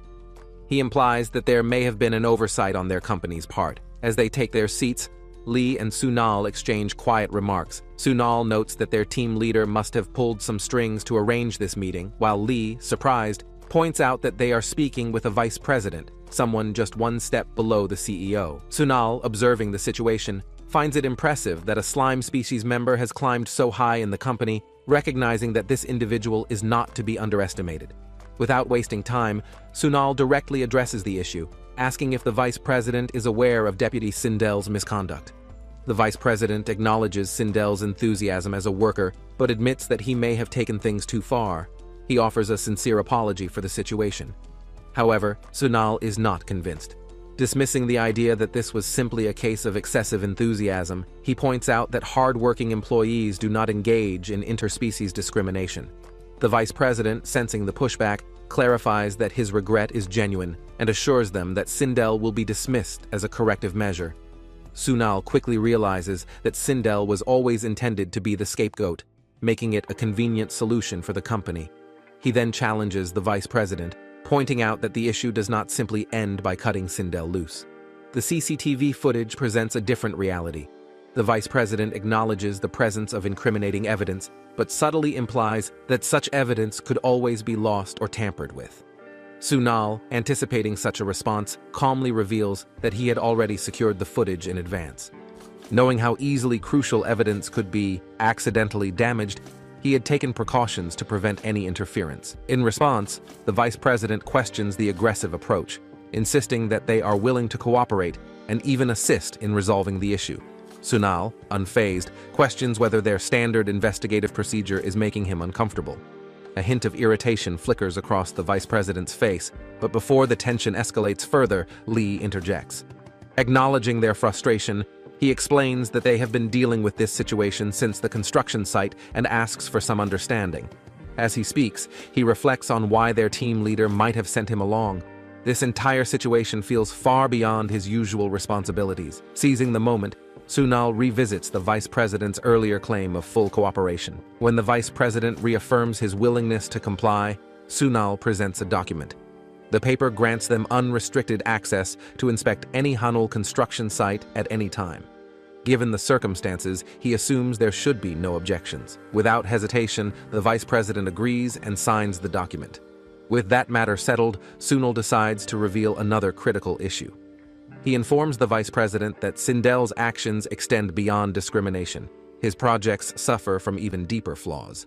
The vice president, caught off guard, asks what those might be. Sunal explains that Sindel's obsession with boosting construction efficiency led him to cut corners at every stage. As a result, certain parts of the buildings are completely hollow, with their exteriors giving the illusion of stability. Hearing this, the vice president pushes to get to the core of the issue. Sunal lays it out clearly. The collapsed framework at the site is not being repaired properly. Instead, magic is being used to temporarily keep it upright, allowing construction to continue as if nothing had happened. The vice president, shocked, quickly realizes the implications. If magic is required just to prevent structural collapse, then the problem goes beyond low-quality materials. It suggests that there were never enough materials to begin with, meaning Sindel had likely been embezzling construction resources for personal profit. The revelation visibly unsettles him. Sunal, pressing the urgency of the matter, warns that the building will inevitably collapse. There is no way to predict when lives might be lost. To prevent immediate disaster, he offers a temporary solution. He will return to the site and adjust the magic to buy some time. However, in exchange, the company must halt all construction within the next 3 days, as the structure will not hold beyond that. The vice president, fully grasping the gravity of the situation, agrees without hesitation. With their business concluded, Sunal and Lee prepare to leave. As they step out, Sunal makes it clear that he expects swift action from the company. The vice president, now aware of the full scope of the crisis, is left with no choice but to act. Sindel's frustration grew as he yelled at the subordinate struggling to unlock the box. The man, clearly nervous, explained that another spell was obstructing the process. The magic circle, which should have been visible, was completely sealed inside the box, preventing any interference. Sindel's mind raced with questions. Who could have done this? He knew he had to erase the CCTV footage before the government officials returned from headquarters. Before he could act, Sunal arrived with a calm smile, confidently stating that no one could break the spell except him. He had placed the magic himself, ensuring that no one else could tamper with it. Sindel's eyes widened in realization. So this man was a wizard too. Placing a hand on Sindel's shoulder, Sunal assured him that the magic reinforcing the building was still intact, as he had personally strengthened it. Sindel, taken aback, demanded to know what he meant by the magic on the building. At that moment, Lee presented an official authorization document from headquarters. With government approval in hand, they were seizing the CCTV footage. A wave of panic washed over Sindel. Sunal casually remarked that the vice president had not been pleased with recent events. While Lee made it clear that Sindel was coming with him, watching the situation unfold, Sunal silently noted that if Lee could get a confession, they would be able to hand both Sindel and the CCTV footage over to the authorities. Reviewing the footage was now his responsibility. Turning to the remaining employees, Sunal dismissed them, stating that there was no reason for them to stay since their boss was no longer present. However, before they could leave, a woman stepped forward and addressed him directly. Recognizing him, she accused him of being the one responsible for shutting down Reborn, the Wizards Association branch office.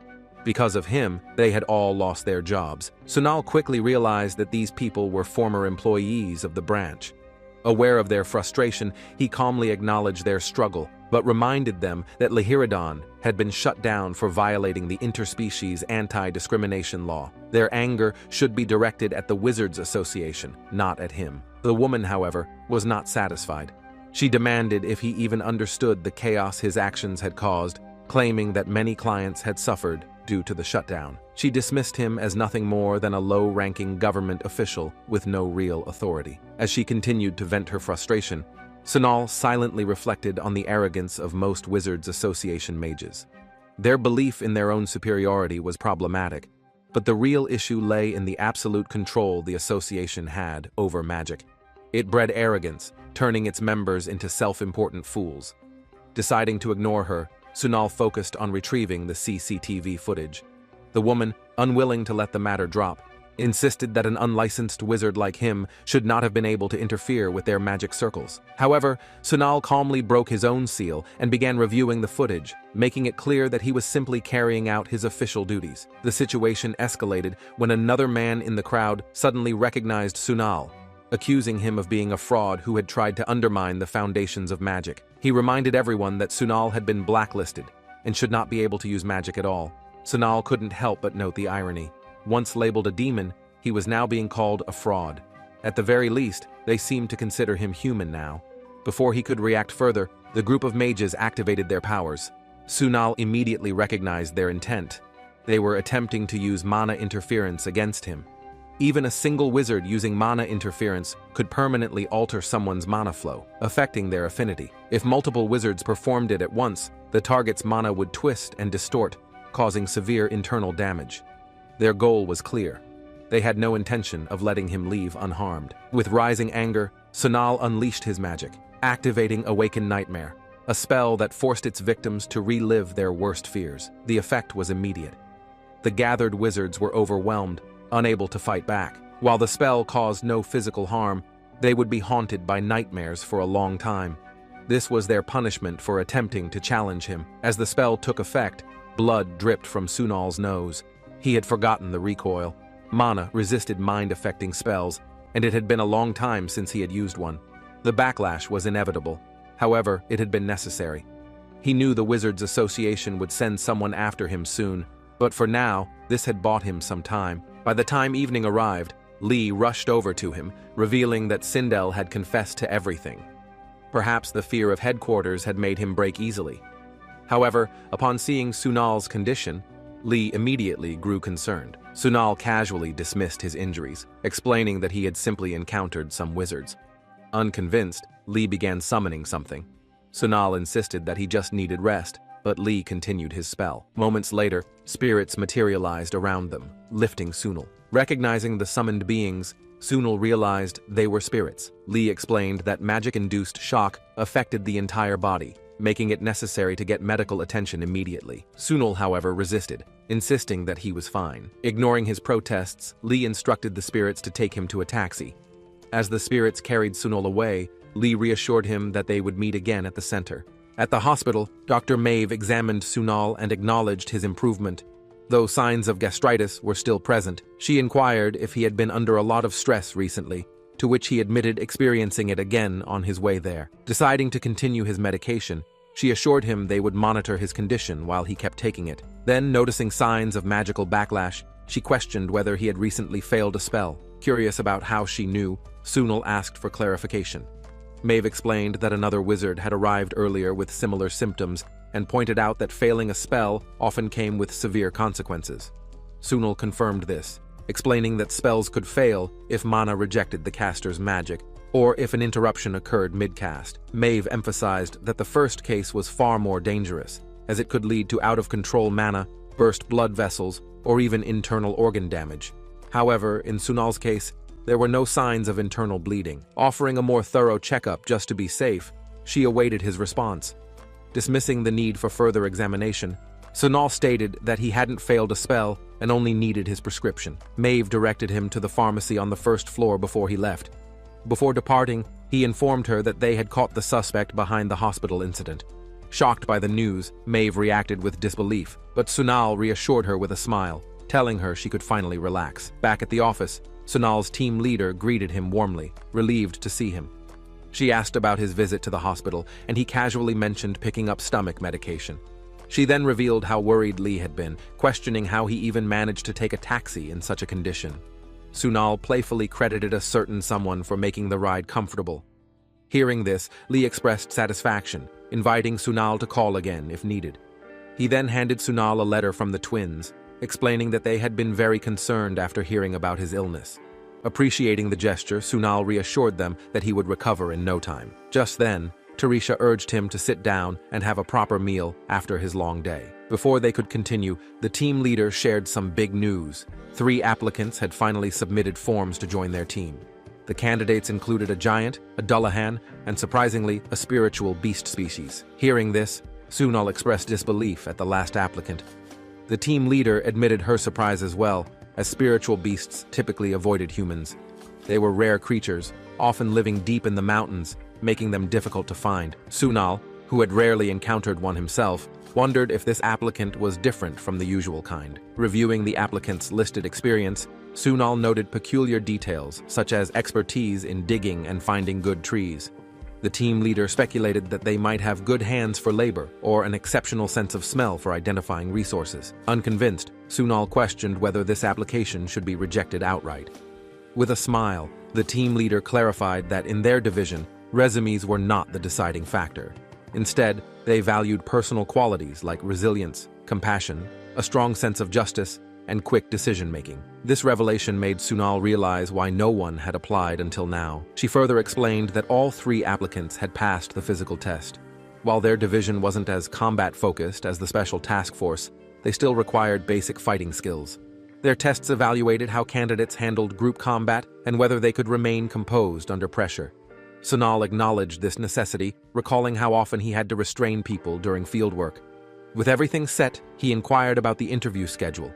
The team leader confirmed that it was scheduled for the next day at 1 p.m., with the entire team participating in the selection process. Lee reassured him that it would just be a conversation to gauge their personalities, adding that they would get to leave early afterward. Hearing this, Sunal found some comfort in the idea. The team then raised their drinks in a celebratory toast. The next day, the interview process began. The team leader posed a hypothetical scenario to the first candidate: a dispute between a vampire and a slime over discrimination. The slime had insulted the vampire for drinking blood, and in response, the vampire had called the slime useless. The question was whose side the candidate would take. The applicant confidently chose the vampire's side, justifying the answer by pointing out that the slime had insulted first. Sunal silently observed, noting that while it was a standard response, it wasn't ideal. The complaint division's role was to remain neutral and investigate both sides first. Jumping to conclusions could unnecessarily complicate matters. Lee then asked why the candidate had applied to the complaint division. The response was that it was the only true conflict resolution unit. When Lee brought up the special task force, the candidate insisted that only the complaint division resolved conflicts peacefully. The team leader, smiling, questioned whether the applicant truly believed their job was peaceful. After the interview concluded, she shared her thoughts with the team, expressing disappointment at the candidate's lack of understanding regarding their work. Sunal acknowledged that while the responses were reasonable, they were not ideal. Just then, the door burst open as the next candidate entered ahead of their turn, urgently announcing a serious problem with the next interviewee. The moment the next candidate entered, the team couldn't help but find them incredibly cute. The team leader, slightly alarmed, turned to Sunal and asked if it was some kind of magic. He explained that it was a natural trait of the spiritual beast species, an aura that made people feel drawn to them. However, he hadn't expected the effect to be this strong. Tarisha addressed the candidate by name, confirming them as Dodo and asking about the next interviewee. Dodo, still smiling, explained that the next candidate, a Dullahan, had lost their head and wasn't responding to any attempts at communication. Concerned, the team leader asked Dodo to take them to the location immediately. Inside the men's restroom, the team found the Dullahan sitting motionless, surrounded by thick smoke. Observing the situation, the team leader noted that things were worse than expected. Sunal, analyzing the scene, pointed out that with so much smoke, the head must be far away. He explained that Dullahans had a unique biology where their head and body were separate, but they couldn't stay apart for too long. If the connection broke, it would be fatal. To prevent this, they instinctively released smoke to search for their head. However, if the situation persisted, they could lose control and go berserk. Realizing the urgency, the team leader immediately put the interview on hold. Assigning tasks, she instructed Sunal and Lee to find the missing head, while Tarisha was sent to bring paper and a pen to facilitate communication. As they got to work, she turned back to Dodo, apologizing for the unexpected delay. Dodo, still cheerful, assured her that waiting wasn't a problem. The team leader then approached the Dullahan, introducing herself and reassuring them that they would find the missing head. Activating her magic, she began clearing the smoke to improve visibility. Soon after, Tarisha returned with the pen and paper, allowing the team leader to ask for details about what had happened. Writing down their response, the Dullahan explained that the head had simply vanished while they were washing their hands. No one else had been inside at the time, and they had placed their head on the window ledge. The team leader considered the possibility of someone grabbing it from outside, and Tarisha agreed, stating that if someone had taken it from inside, the Dullahan would have seen them. Just then, Sunal returned, announcing that the head had been found. However, both he and Lee seemed exhausted. Concerned, Tarisha asked Lee if he was all right. Lee, still catching his breath, muttered that he would never use teleportation again. Standing beside them was Tuntun, who had also helped in the search. Holding up the recovered head, Tuntun revealed that the culprit was a cat. They had witnessed it stealing the head through the restroom window. Sunal elaborated, explaining that Tuntun had spotted the theft while cleaning the courtyard. Thanks to their quick action, they had been able to track down the cat and retrieve the missing head. Despite the resolution, the team leader remained puzzled. She questioned how a simple cat could have run off with a Dullahan's head, considering it shouldn't have been strong enough to do so. Sunal quickly identified the cause. Someone had cast a spell on the cat. Likely using it for magic practice, they had experimented on animals since human testing was illegal. Hearing this, the team leader's frustration grew. Furious at the blatant disregard for the law, she reminded everyone that such experiments had been banned for ages. With the matter settled, Sunal handed the Dullahan their head, earning a grateful response in return. Dodo, relieved, expressed happiness that the situation had been resolved, while Tuntun firmly advised the Dullahan to be more careful in the future. Taking a closer look at the Dullahan's head, Sunal noticed something unusual. He asked for permission to examine it, which the candidate readily granted. Activating his magic, Sunal analyzed the connection point and confirmed his suspicions. The mana threads holding the head and body together were loose, a concerning issue. When questioned, the Dullahan admitted that this happened frequently, despite previous hospital checkups claiming everything was fine. Sunal found that hard to believe. The mana threads were completely worn out, nowhere near the condition one would call fine. He silently cursed the Wizard Association for continually messing up mana detection equipment. Offering to fix the problem, he reassured the candidate that it was exactly what their division specialized in. The team leader, watching the exchange, became so overwhelmed with emotion that she nearly teared up. Sunal, slightly irritated, asked everyone to quiet down for a moment. Instructing the Dullahan to hold their head still, he focused on manipulating their mana. Though normally a risky process, he recognized that even a hospital wouldn't be able to provide proper treatment for this issue. With precision, Sunal used his magic to restore the mana threads, stabilizing the connection. Grateful for the help, the Dullahan sincerely thanked him. Sunal advised them to be cautious moving forward, reassuring them that the fix should last much longer this time. Smiling, the Dullahan promised to be more careful in the future. Meanwhile, Sunal, feeling drained, reflected on the day's events. He wondered if he had been using too much magic lately, but quickly dismissed the thought. His mana circuits were still not fully healed. More than anything, he just wanted to move on from the past. With everything settled, the team leader refocused their attention. Now that the crisis had been handled, it was time to resume the interviews. As the interview progressed, an unexpected announcement startled everyone in the room. The Dullahan candidate abruptly declared their withdrawal from the process. Shocked by the sudden decision, the panel questioned the reason behind it. The candidate admitted feeling unqualified for the role, explaining that if they couldn't even keep track of their own head, how could they manage the responsibilities of the job? Expressing gratitude for the opportunity, they sincerely apologized before stepping away. The team leader acknowledged the decision, expressing disappointment, but emphasizing that personal choice mattered most. Without further delay, the focus shifted to the next candidate, Dodo. The interview began with a brief introduction, where Dodo shared her background. She had come from the mountains and was currently working in the promotion department of another community center. However, she had decided to leave her position in search of a new opportunity. Curious about her decision, Lee inquired whether her current department was aware of her job application. Dodo admitted that she hadn't informed them, meaning no one in the promotion department knew about her plans. Sunal, sensing there was more to the story, asked if her decision was linked to her reasons for switching jobs. Dodo revealed her frustrations, explaining that she had worked hard to become a public servant, yet in the promotion department, she was treated like a mere decoration. Without hands, she was deemed unfit for computer tasks and was instead made to wear cute outfits and pose for pictures. Hearing this, Sunal recognized it as a case of interspecies discrimination. Many people failed to understand spiritual beasts, often treating them as nothing more than animals.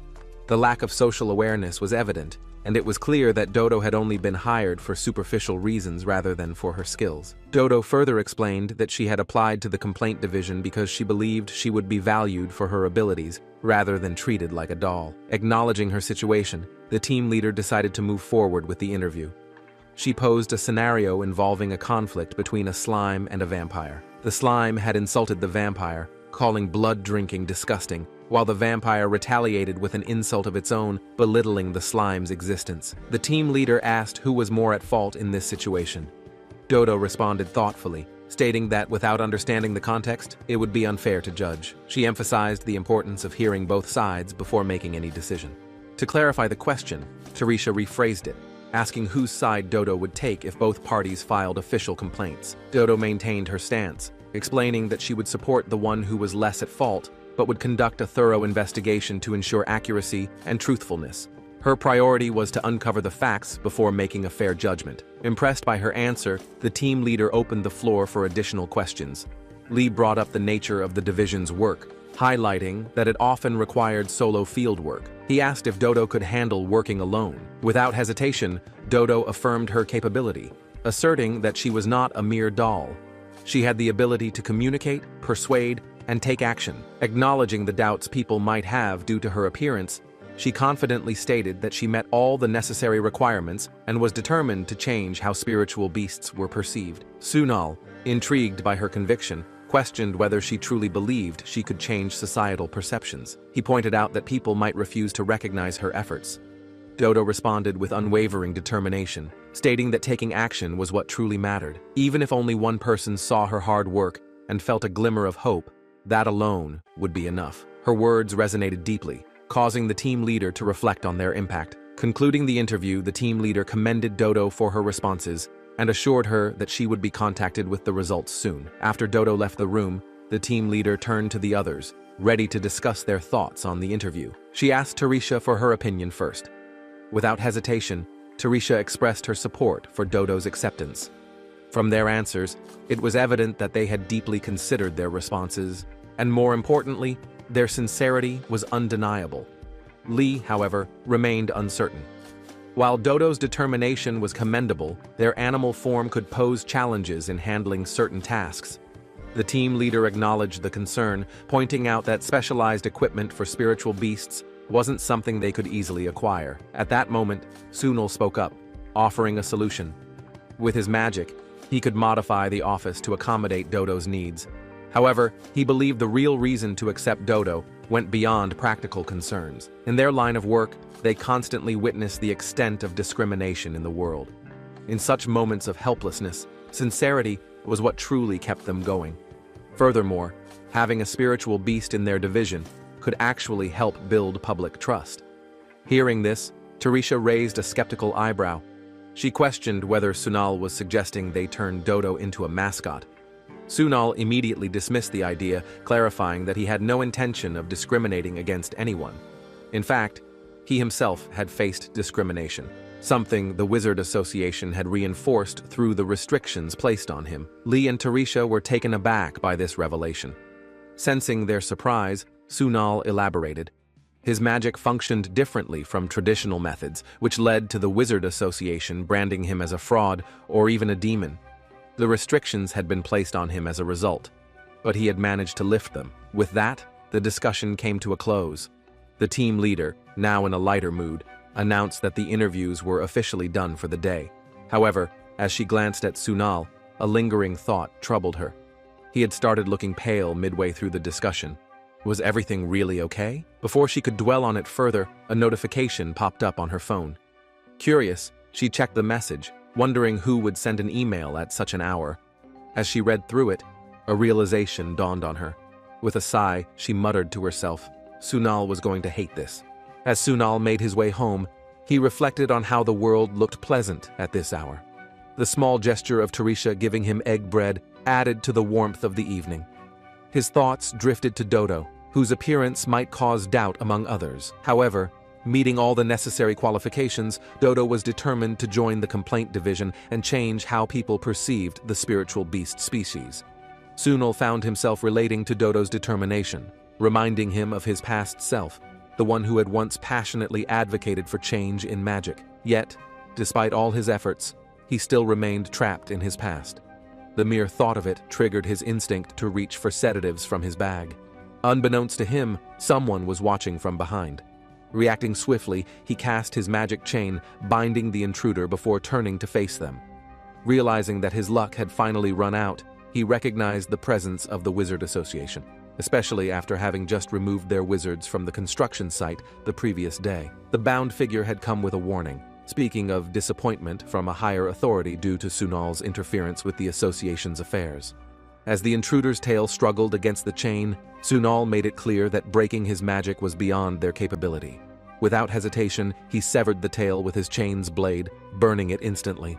He then delivered a final message, urging the sender of these threats to file formal complaints rather than resorting to feeble intimidation. Reminding them of a debt they could never repay, he left without another word. Upon returning home, exhaustion set in. Whether it was due to taking sedatives after a long time or the strain of excessive magic use, he couldn't tell. If it was the latter, it could be a good sign, indicating that his damaged mana pathways were beginning to adjust. His eyes then fell on the egg bread Tarisha had given him, recalling her words about the importance of eating to regain strength. The next day at the office, the atmosphere was filled with excitement as the team leader announced the decision to hire Dodo. With the division being constantly short-staffed, delaying the hiring process had seemed unnecessary. Dodo's enthusiasm had been a refreshing change, something the team hadn't experienced in a long time. Their official start was set for the following week, and everyone was expected to support them. Shortly after, the team leader called Sunal aside, her expression suddenly turning serious. The special task force had requested his assistance. Suspicious of their motives, she had looked into the matter and discovered an unprecedented district-wide personnel swap between divisions. Sunal's former special task force unit had been reassigned to this district, while the current district's unit had been sent to his old post. The scale of the transfer made it clear that this wasn't a simple reassignment. Criminal activity had surged significantly in their district, prompting officials to suggest the swap in an attempt to improve efficiency and performance. The government had approved the move, leading to the current situation.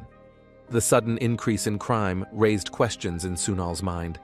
He needed to understand how it connected to the request for his involvement.